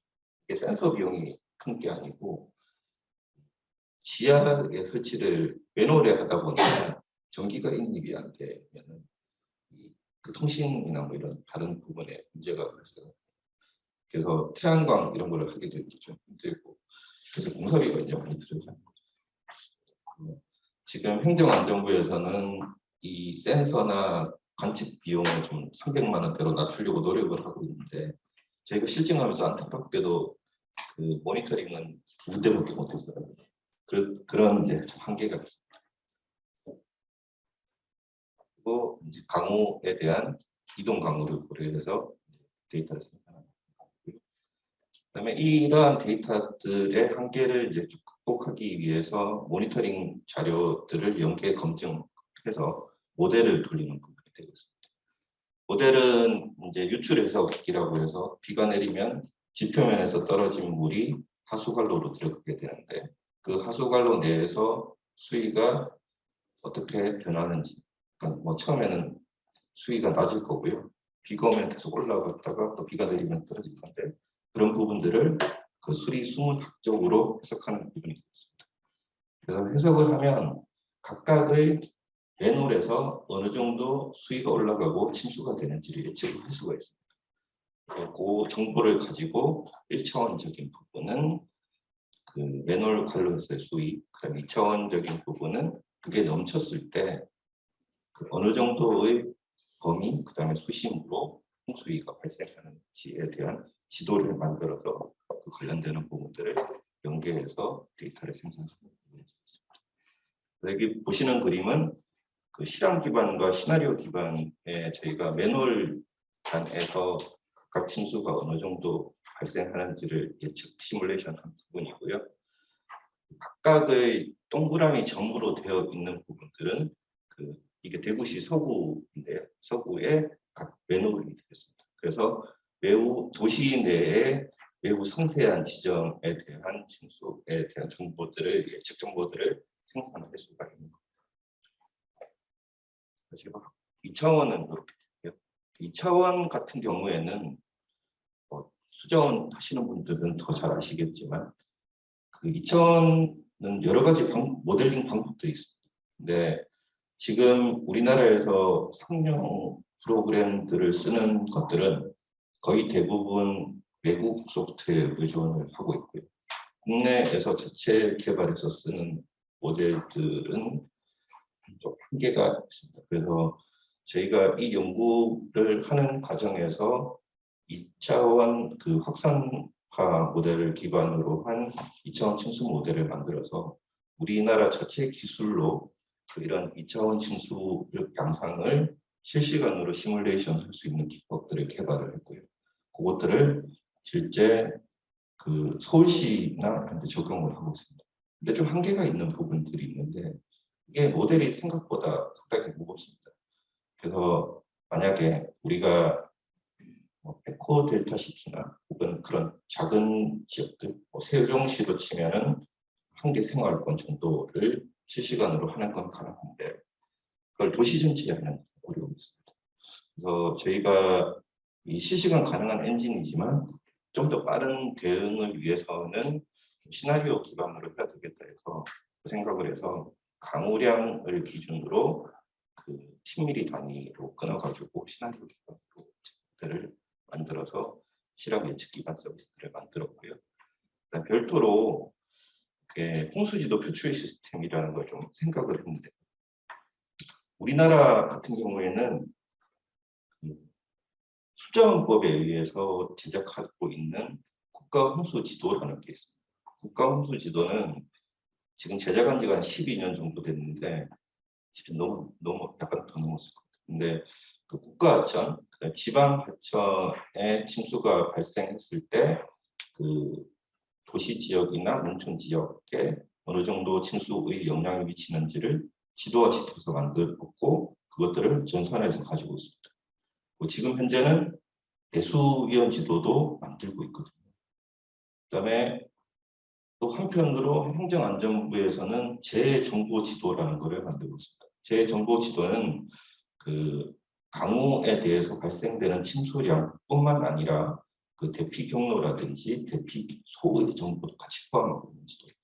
근데 이게 그 부처별로 다르게 관리가 되고 있다 보니까 이 각 지자체 행정 담당하시는 분들이 활용하는 데 좀 한계가 있습니다. 그래서 이 대구시 스마트 시티에는 저희가 만든 그 웹 기반의 지도뿐만 아니라 그 국가에서 제공해주는 다른 지도들도 병행을 한다면 홍수 대응 관리를 위해서 좀 활용성이 높지 않을까 해서 이것들을 합쳐서 만드는 홍수 지도 표출 시스템을 파일럿으로 개발했고요. 이런 부분들은 좀 향후에 확대가 좀 필요하고 예경보 생산 정보 연계 점포는 저희가 생산한 정보들을 플랫폼으로 보내주고 그걸 서비스하는 부분입니다. 이거는 문자로 서비스하는 부분인데요. 보통 저희 문자로 이렇게 재난 정보가 오게 되면 제가 거기에 있지 않은데도 문자가 오는 경우가 있어요. 예를 들어 제 구로에 있는데 구로에 옆 동네에 비가 나가가지고 전기가 안 들어오는데 저는 그 문자를 받는 거죠. 그러면은 너무 많은 서비스를 받게 되면 솔직히 문자도 잘 안 봅니다. 여러분들이 지금 재난 문자 하루에도 몇 번씩 오지 않습니까? 그런 피로도가 증가하니까 이런 부분들을 좀 해소하기 위해서 세그먼트 기반으로 한 100m, 200m 끊어가지고 그 정보들을 제공해주는 체계들을 만들었고요. 그래서 지점 단위의 정보들을 한 100m 기준으로 해서 보낼 수 있는 정보를 보낼 수 있는 그런 체계들을 만들어서 서비스 테스트를 하고 있습니다. 도시홍수 상황인지 시스템이고요. 실황 정보, 1, 2차원 정보, 그다음에 수위 실황, 제가 산사태도 하고 있는데 좀 설명을 안 드린 것 같은데 산사태 같은 경우에도 이 강우를 기준으로 해서 예측 정보를 생성하고 있습니다. 그래서 저희 서비스는 실시간 정보는 경사지나 그 우수관로, 펌프장 등에 대한 계측 정보들을 생산하고요. 그다음에 예측 정보로는 침수심, 맨홀 침수심, 경사지 위험도, 운영도 같이 하고 있습니다. 그래서 그리고 사전 정보로 이제 홍수 위험 지도라든지 취약성 지도들을 같이 병행해서 제공해서 이 데이터들을 안전 플랫폼과 연계해서 개별 지자체나 시민들에게 제공해주는 그런 체계로 서비스를 제공하고 있습니다. 현재 수준은 기대 수준은요. 우리나라 수자원 기술이 제가 요거는 이 부분 말씀드리기 전에 말씀드리고 싶은 것은 홍수 예측 기술이나 수재 관련 기술 이런 부분들은 기술적으로 많이 형성되어 있는 것 같습니다. 제가 판단했을 때. 근데 이거를 지자체 관리자들이 어쨌든 운영을 해야 됩니다. 카카오나 이런 데는 민간이 운영을 하니까 그래도 집중적으로 이제 잘 관리를 할 수가 있는데 저희 우리나라 같은 경우에 만약에 이 서비스들을 스마트 시티과에서 관리를 한다. 관리하기가 힘듭니다. 그리고 재난관리과를 보면 지자체도 몇 명 되지 않지 않습니까? 그래서 이런 전문적인 서비스들을 제공해 주는 데 있어서 전문성이 좀 더 필요한 거고요. 그렇게 돼야지 이런 그 대응 서비스들이 좀 더 활성화되고 여기 나오는 실시간 서비스로까지 발전을 할 수 있지 않을까 하는 생각입니다. 기술은 충분히 저는 있다고 생각합니다. 결론입니다. 수재로 안전한 지속 가능한 도시를 위해서는 침수에 대한 진단 예측 기술이 매우 중요하고요. 그다음에 데이터 생산 체계를 확보하는 게 매우 중요하다고 생각합니다. 그래서 이런 자료들을 바탕으로 향후에 그다음에 앞으로 이제 스마트 시티 사업들을 우리나라에서 계속 할 건데요. 그 스마트한 홍수 대응 기술들 력을 확보해서 안전한 대한민국이 되기를 바라겠습니다. 이상 발표를 마치겠습니다.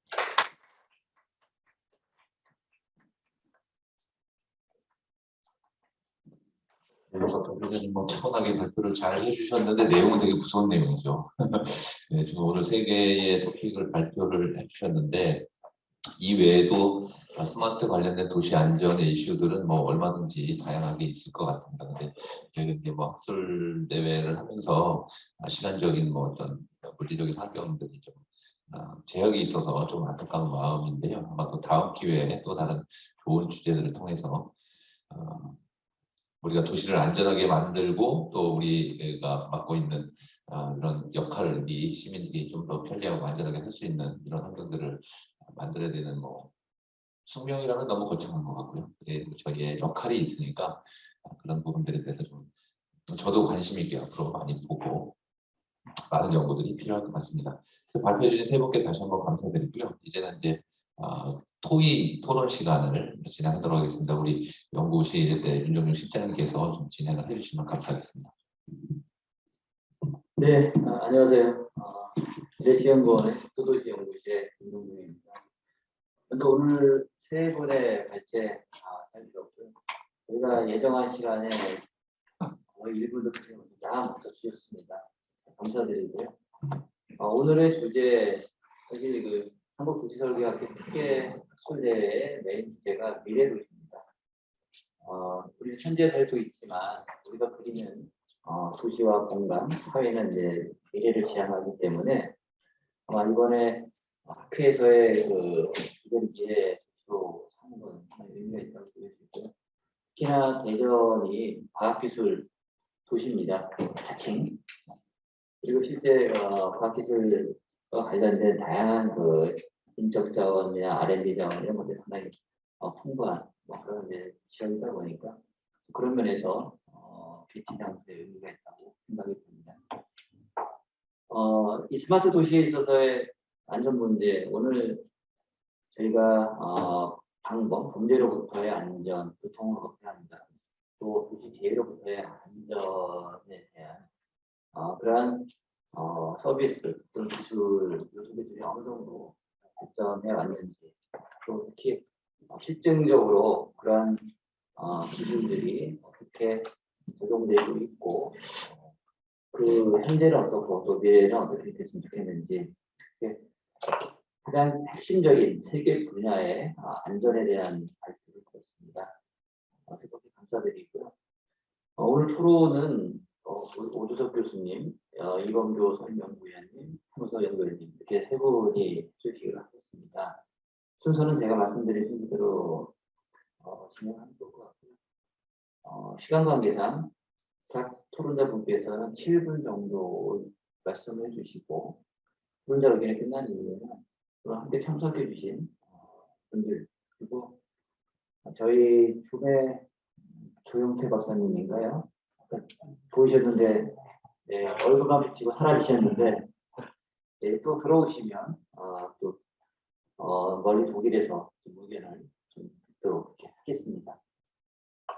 먼저 저희 오주석 교수님이십니다. 고려대학교 스마트 도시학부 교수님이시니까 스마트 도시에 대한 가장 학계에서 또 쟁쟁하신 분이라고 생각이 듭니다. 그럼 오 교수님께 토론 부탁드리도록 하겠습니다. 네, 안녕하십니까. 오주석입니다. 우선 오늘 발표 최근 정말 잘 들었고요. 실제로 학교에는 있지만 실무 영역에서 생각할 때 제일 중요한 세 부분을 오늘 말씀을 잘 해주신 것 같습니다. 정말 잘 들었고요. 그러니까 저도 이제 나이가 든 기성세대는 아니라고 생각하는데, 제가 젊다고 생각함에도 제가 처음에 접했던 스마트 시티와 지금의 스마트 시티에 되게 큰 차이가 이제 발생하고 있는 것 같아요. 처음에 우리가 2003년도에 스마트 도시 만들 때는 도시 자체를 만드는 거에 좀 집중을 했었던 것 같고요. 최근에는 우리가 공통적으로 커먼 그라운드를 가졌던 게 데이터였던 것 같아요. 좀 데이터의 가치가 이만큼 높아졌구나라는 생각이 들었고요. 그리고 그 데이터의 패러다임이 또 바뀌고 있다는 생각이 좀 많이 드는 오늘이었던 것 같습니다. 실제 제가 2017년, 18년 정도에 프로젝트를 할 때는 데이터를 우리가 생각할 때 흔히 수집하고 가공하고 저장하고 다시 재가공하고 그리고 제공하고 필요할 경우에는 전파하는 이 프로세스를 너무나 당연하게 익히고 배워왔고, 얘네들을 어떻게 적용할지를 고민을 되게 많이 했었던 걸로 기억을 하거든요.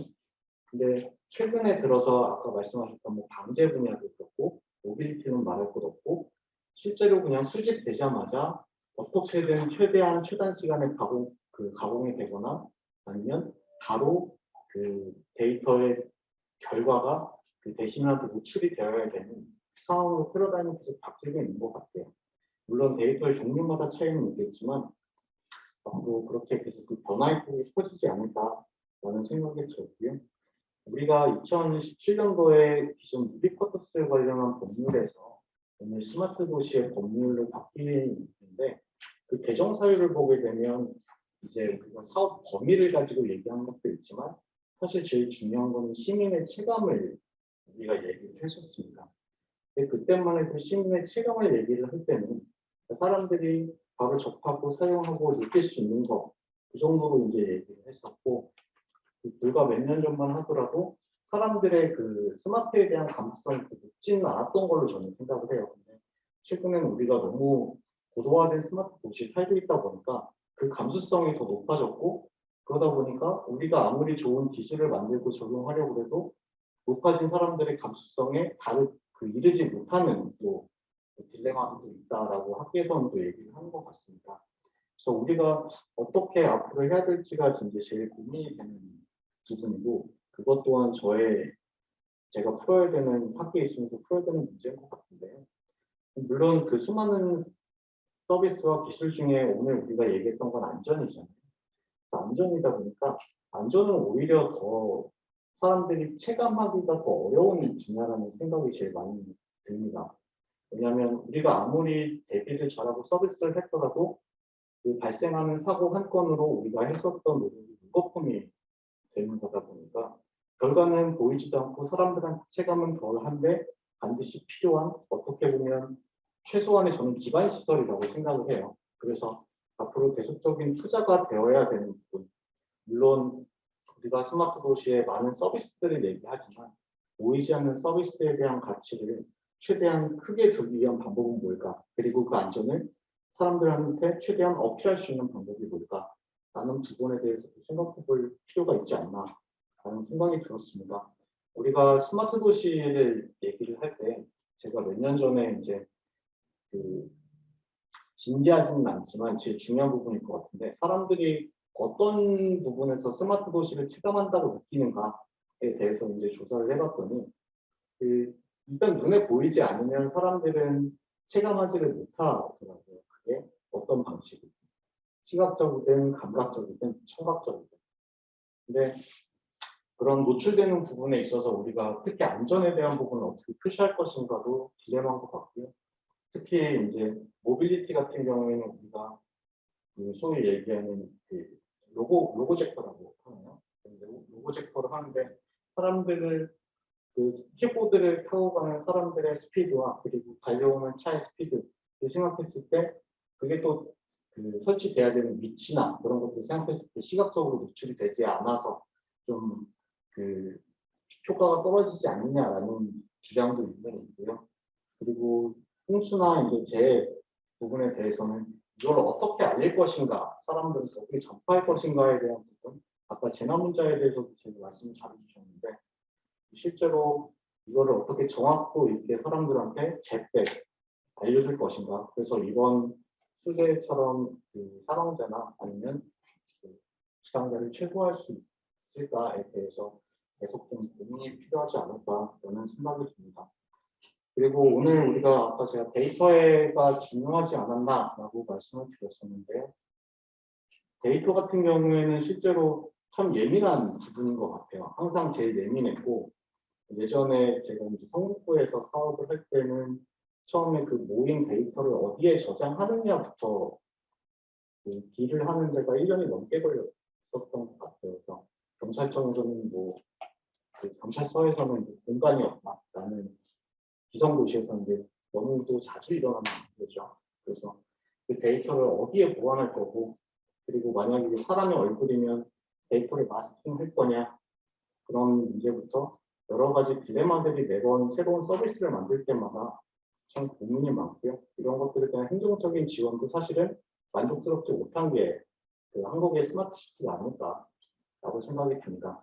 그렇다고 샌드박스 사업에서도 그렇게 잘 되냐? 그렇진 않거든요. 잘 알다시피. 그래서 이런 문제를 고민을 해야 될 필요가 있을 것 같고 저 또한 앞으로 이제 학교에 있으면서 또 학생들을 가르치면서 그리고 또 연구 과제들을 하면서 이러한 한계점들을 좀 극복할 수 있는 특히 안전은 우리의 생명과 직결되는 부분이다 보니까 오늘 말씀하신 내용들 이제 저도 이제 다른 분들도 코멘트를 듣겠지만 잘 듣고 저도 또 다시 공부하고 연구할 수 있는 계기가 될 수 있을 것 같습니다. 감사합니다. 네, 말씀을 듣고 보니까 교수님 서로 멘트를 많이 주셨습니다.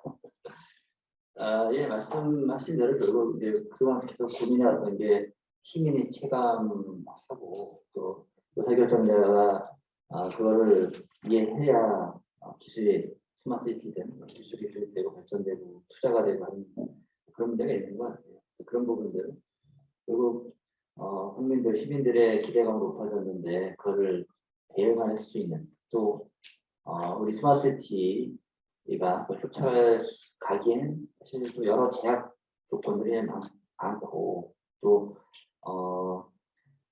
IT화라든지 시민의 그런 IT 체감성이 높아지는 상황에서의 만족할 만한 그런 안전 관련 서비스, 체감할 만한 서비스들을 만들어내는 게 이렇게 쉽지는 않은 문제라고 말씀해 주신 것 같습니다.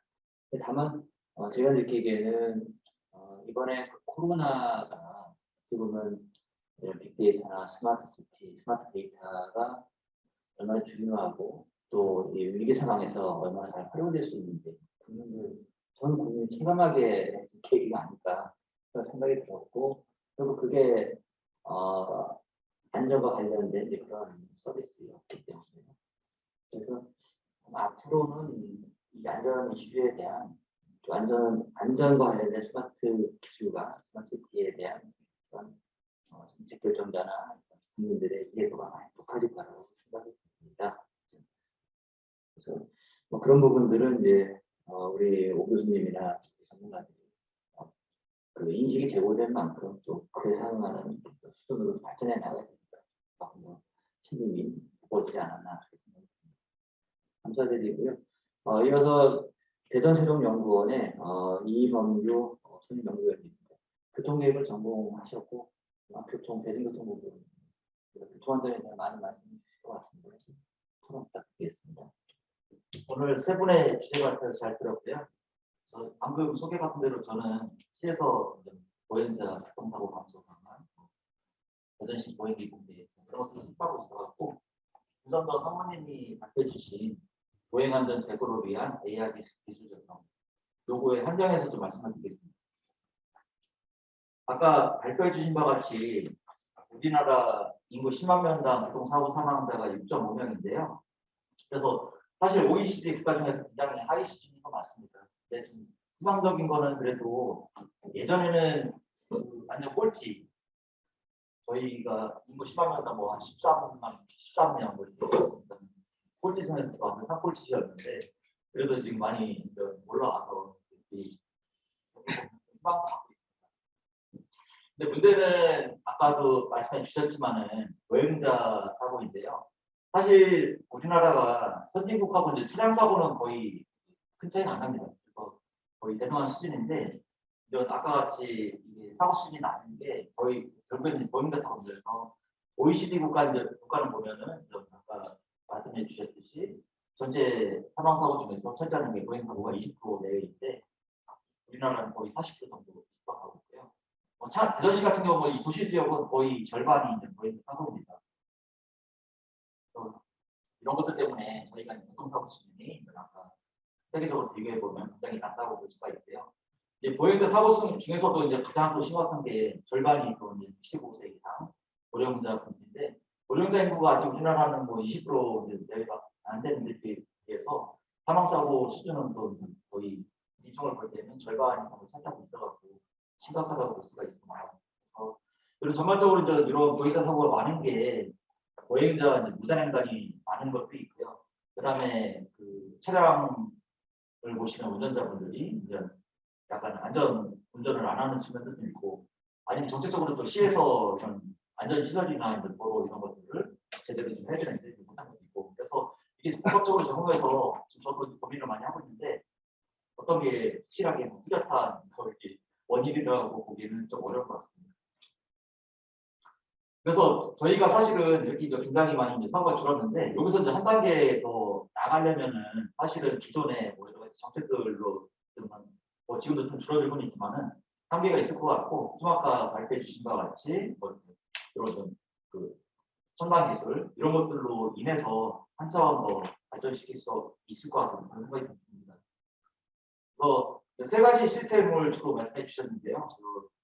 횡단보도 보행안전 시스템, 생활도로 충돌 시스템, 스마트 스콜존 시스템 이렇게 세 가지 말씀해 주셨는데, 횡단보도 보행안전 시스템은 이제 보행자 인식해서 보행 신호를 켜주는 기술이잖아요. 아까 말씀해 주셨듯이.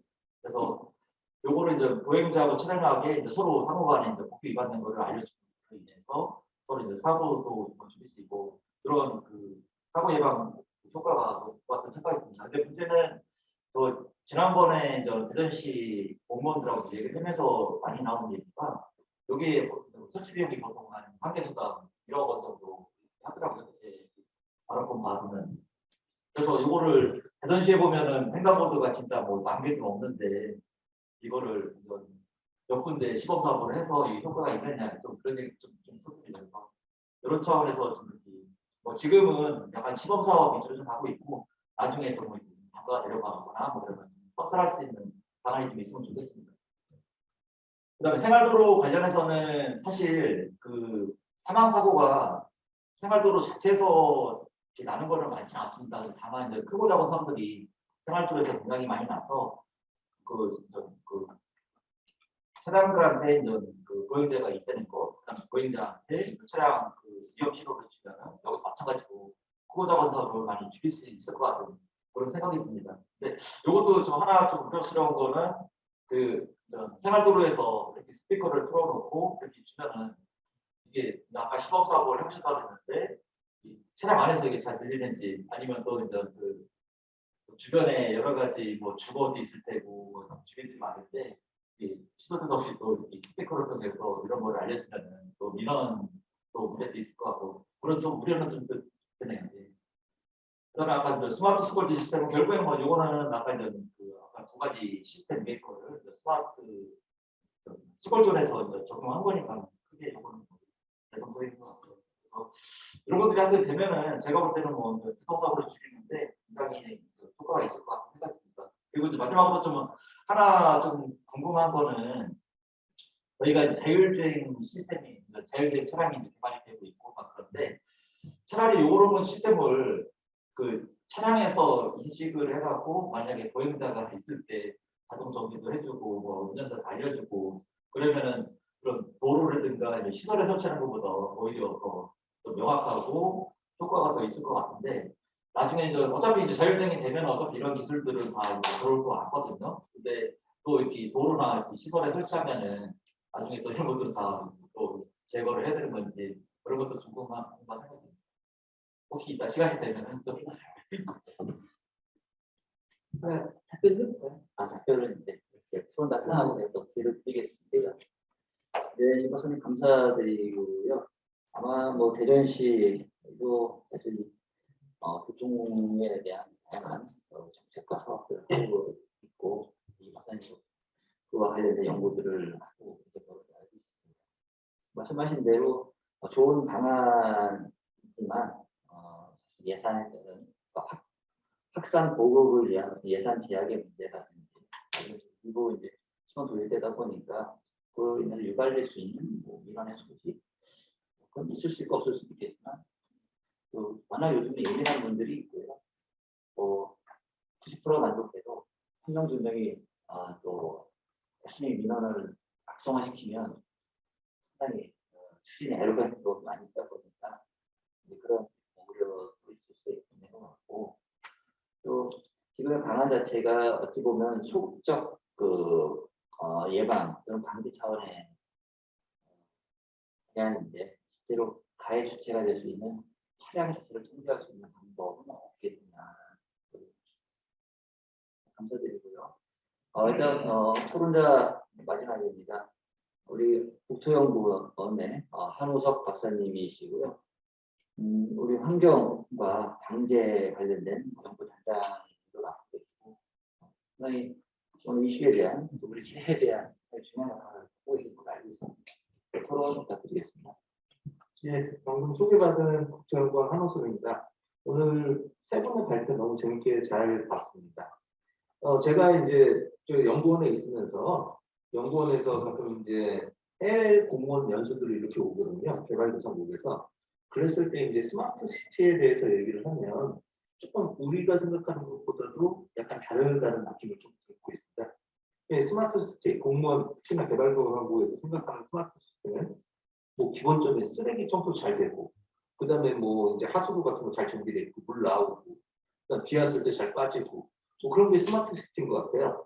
저희가 봤을 때는 저희 쪽에 스마트 시티하는 데이터, 정보, 이게 포커스가 돼 있는데, 끝내는 도시에서 일어날 수 있는 다양한 문제들을 어떻게 그런 기능을 이용해서 더 잘할 수 있는지, 이게 제가 봤을 때는 스마트 시티인 것 같고, 거기에 대해서 도시 내에서 일어나는 다양한 행위 등을 서로 정보를 가지고 지원을 해줄 수 있는 게 되게 중요하다고 생각이 듭니다.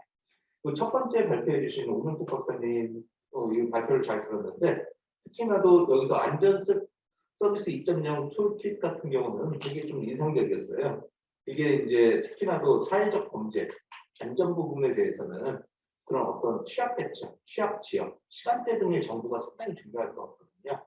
일어났던 거.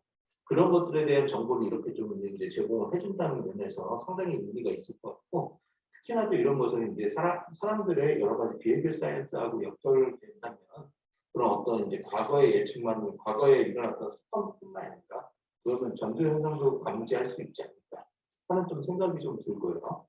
그 다음에 이러한 스마트 시티를 만들어가지고 이런 정보를 제공하는 것도 중요한데 또 하나는 제가 봤을 때는 이런 도시를 만든다고 하는 그걸 홍보함으로써 예방 효과도 상당히 있을 것 같아요. 어찌 보면 세종시가 되게 이제 여기서 얘기하는 스마트 시티하고 되게 비슷한 건데 사람들이 많이들 인식을 하거든요. 어디에나 정보가 있고 어디나 사람들이 볼 수가 있기 때문에 되게 안전할 수가 있다. 그리고 홍보를 통해서 예방의 효과도 있을 것 같다는 생각이 듭니다.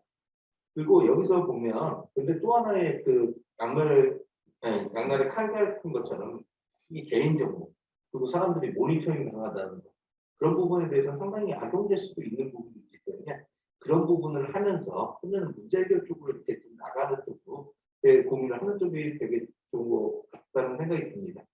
그 두 번째 김선정 사모님이 발표하신 내용 잘 들었습니다. 보행신호 자동 연장이라든지 충돌 예측 시스템, 스마트 스쿨존 시스템 같은 경우 상당히 인상적이고 실제 실생활에서도 많이 도움이 된다는 것이 많이 있을 것 같아요. 그리고 특히나도 이제 보행 안전의 부분에서 이제 상당히 도움이 될 것 같다는 생각이 들고요.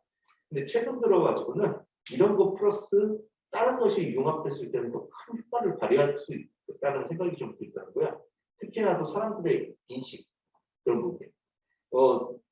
국립재난안전연구원에서 보면 지역안전지수라고 있어요. 지역안전지수 같은 경우에도 교통사고 같은 게 들어가 있는데 거기서 최근에 하고 있는 노력이 뭐냐면 안전의식에 대해서 평가를 하고 있어요. 사람들. 끝내는 글을 통해 가지고 교육, 캠페인 아니면 속도 제한이라든지 벌금이라든지 다양한 방법을 통해 가지고 하면 AI가 지금 하는 거에 플러스 알파를 더 할 수 있지 않을까라는 그리고 실제 문제 해결을 위한 데서 초점이 되지 않을까라는 생각이 좀 들고 있습니다. 그 다음에 또 보면 도로 같은 것이 여기서는 보행자 안전도 상당히 중요한데 여기서 얻는 많은 정보를 다양적으로 사용을 할 수가 있을 것 같아요. 도로의 역할이라는 것이 재해 발생했을 때 신속한 복구 지원 등도 많이 이제 도움이 될 것 같거든요. 옛날에 국민안전처에서 그런 의미에서 국가 긴급 수송로란 것을 지금 고민 좀 했었어요. 그 다음에 또 하나는 이제 이제 긴급 서비스 이제 119라든지 갔을 때 도로 교통망에 대한 그런 것도 많이 이제 인식이 되고 있고요. 또 하나는 뒤에서 이제 얘기하시는 어떤 비가 왔을 때 도로 같은 경우가 홍수에 빗물의 통로가 된다, 물길이 될 수 있어서 어떤 피해를 좀 가중시키기 때문에 그런 것도 같이 연결시키면 어떠나 하는 생각이 들었습니다. 세 번째, 이제 박종표 이사님이 이제 말씀하신 거 잘 들었습니다. 특히나도 저희 얘기 강조하셨던 데이터의 생산, 공유, 전파 부분은 상당히 의미가 있을 것 같아요. 그리고 특히 이제 이사님이 말씀하신 부분에서는 주로 이제 크게 대응 쪽에 포커스를 맞춘 부분에 대해서 좀 설명을 드린 것 같은데 특히나도 생산 공유 같은 경우는 관 측면에서, 공공 측면에서 이렇게 하는 거고 전파 부분이 아마도 대응 쪽에서 실제 민간에서의 많은 역할들이 있을 거라는 좀 생각이 좀 듭니다. 그래서 이런 전파 부분에서는 어떤 정확한 정보도 상당히 중요하지만 아직까지 좀 한계가 있다고 하면 어떻게 그거를 받아들이는 입장에서 빠르게 받아들이고 행동을 취하는 부분에서의 지원을 해줄 수 있느냐 하는 것도 상당히 의미가 있을 것 같다는 생각이 들어요. 간단히 생각했을 때도 문자만 받고는 어디로 어떻게 가서 어떤 행동을 해야 될지 모르기 때문에 아주 직감적인 어떤 그런 문자를 보내든 친절한 어떤 그림 아니면 이제 그런 것들을 해서 행동을 할 수 있도록 연결하는 부분을 또 하면 특히나도 도시 홍수 대응 쪽에서의 대응 쪽 예방 대비 대응 쪽에서의 대응 쪽을 역할을 강화를 할 수 있다는 그런 생각이 좀 듭니다. 그리고 말씀하신 것처럼 도시 홍수란 게 상당히 앞으로도 큰 문제일 것 같아요. 특히나도 이제 기후 변화에 의해서 강수량이 아까 전에 발표하신 내용 중에 보면 서울시 방지 성능 목표가 95mm인데 141mm 이상의 강우가 발생했다고 하는 것은 솔직히 이게 아무리 대응을 잘한다고 해도 한계가 있는 부분이 있거든요. 시스템적으로.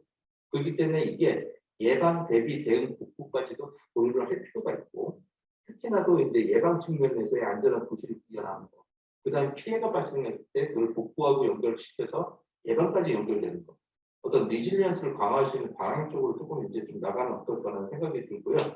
다양한 그런 정책들이 실은 여러 군데가 있거든요.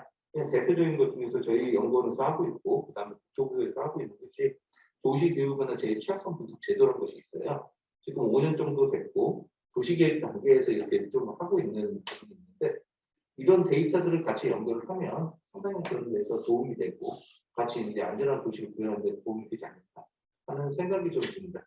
전체적으로 다 이제 발표를 잘 들었고요. 이런 부분에서 얻는 데이터들은 하나의 데이터뿐만 아니라 끝날에 융복합돼서 하나의 도시 안에서 만들게 되면 더 안전한 도시를 만드는 데 도움이 되지 않을까 라는 생각이 듭니다. 예, 감사합니다.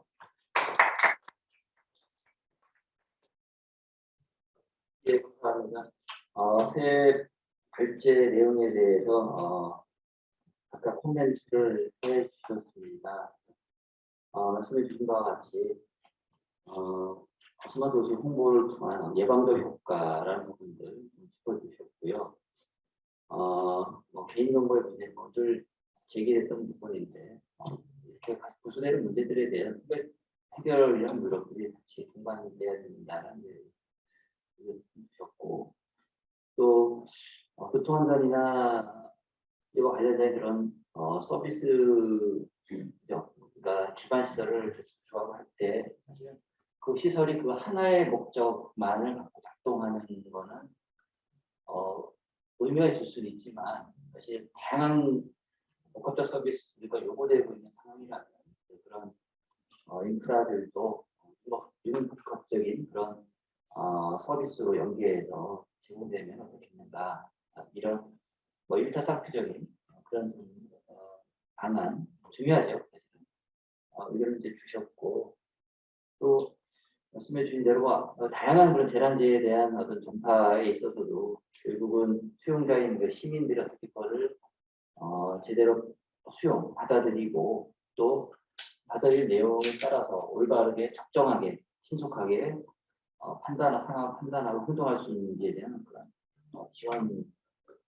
지원의 효율성이죠. 그런 걸 어떻게 제거할 수 있을 것인지 그런 말씀이나 예방에서 대비 대응 복구로 연계되는 이런 체계들이 결국 각 단계마다 다 필요한 것들이고 그게 어느 하나에 치중될 수 있는 문제는 아니다라고 주셨어요. 이런 단계별 대응과 연계한 대응이 필요하고 종합적으로는 어떤 도시의 회복력을 강화시킬 수 있는 그런 주셨습니다. 자, 세 분 토론자 의견 잘 들었고요. 오늘 우리 윤정란 박사님, 또 신병헌 박사님, 도시계획이나 도시설계 쪽에서 또 저희가 깊은 분들인데 시간이 많지 않습니다만 잠시 의견 듣도록 하겠습니다.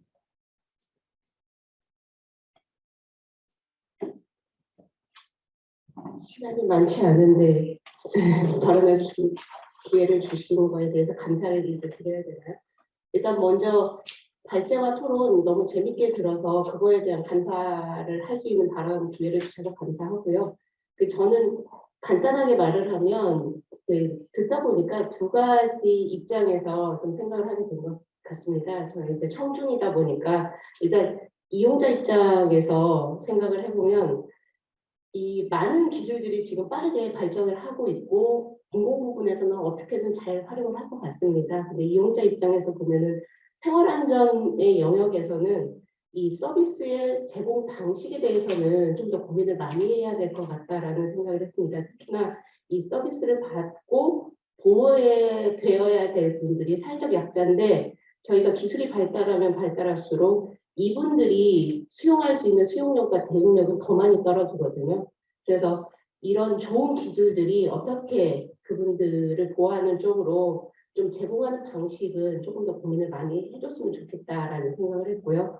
그리고 두 번째는 도시계획가 입장으로 봤을 때 저희가 미래도시라는 것들은 사실은 지금 기획하고 만들고 있거든요. 근데 앞으로 기술은 빨리 정말 속도가 빠르게 움직이고 있어서 이런 빨리 가고 있는 기술들을 저희가 스마트 인프라로 해서 도시 공간에 어떻게 계획적 기법으로 받아들일 수 있을지 이런 부분에 대해서 저희도 좀 속도를 많이 내서 가야 되지 않을까라는 생각을 해봤습니다. 감사합니다. 그냥 넘어갈 수 없다. 그냥 넘어가길 바랬었는데 저 총종으로 평소부터 항상 이제 의문점을 갖고 제 나름대로 이제 공부를 하면서 해석을 하고 있었던 게 스마트 도시가 스마트 시티가 뭐지? 그리고 만약에 계획가의 입장에서 스마트 시티를 어떻게 이해를 하면 되지에 대한 의문이 매번 있거든요. 특히 이제 도시나 건축을 다루는 입장에서 보면. 그러면서 제가 나름에 내리는 결론은 항상 결국 도시 관리라는 측면에서 도시를 어떻게 관리하고 운영하는 측면에서의 정말 고급진 기술들을 공간에 적용시키고 거기에서 얻는 정보를 우리가 어떻게 활용할지가 제 나름대로는 스마트 시티지 않을까. 계획적 관점에서의 큰 틀은 결국엔 도시 관리다 라는 측면에서 항상 이해를 하고 있었거든요. 근데 오늘 그걸 좀 더 한 번 더 확인을 할 수 있었던 것 같고, 좀 더 이제 세부적으로 들어가면 결국엔 데이터를 어떻게 수집하느냐가 이 스마트 시티의 진화를 그리고 앞으로의 미래 도시를 결정해 줄 수 있겠다. 좀 더 또 오늘 또 느꼈던 거는 결국엔 영상을 어떻게 해석을 해야 되냐 이게 또 중요할 수도 있겠다라는 생각도 했었고요. 뭐 그런 것들을 좀 이 자리에서 한 번 더 확인을 할 수 있었던 것 같습니다. 개인적으로. 그래서 세 분의 결제자분들께 정말 감사드립니다.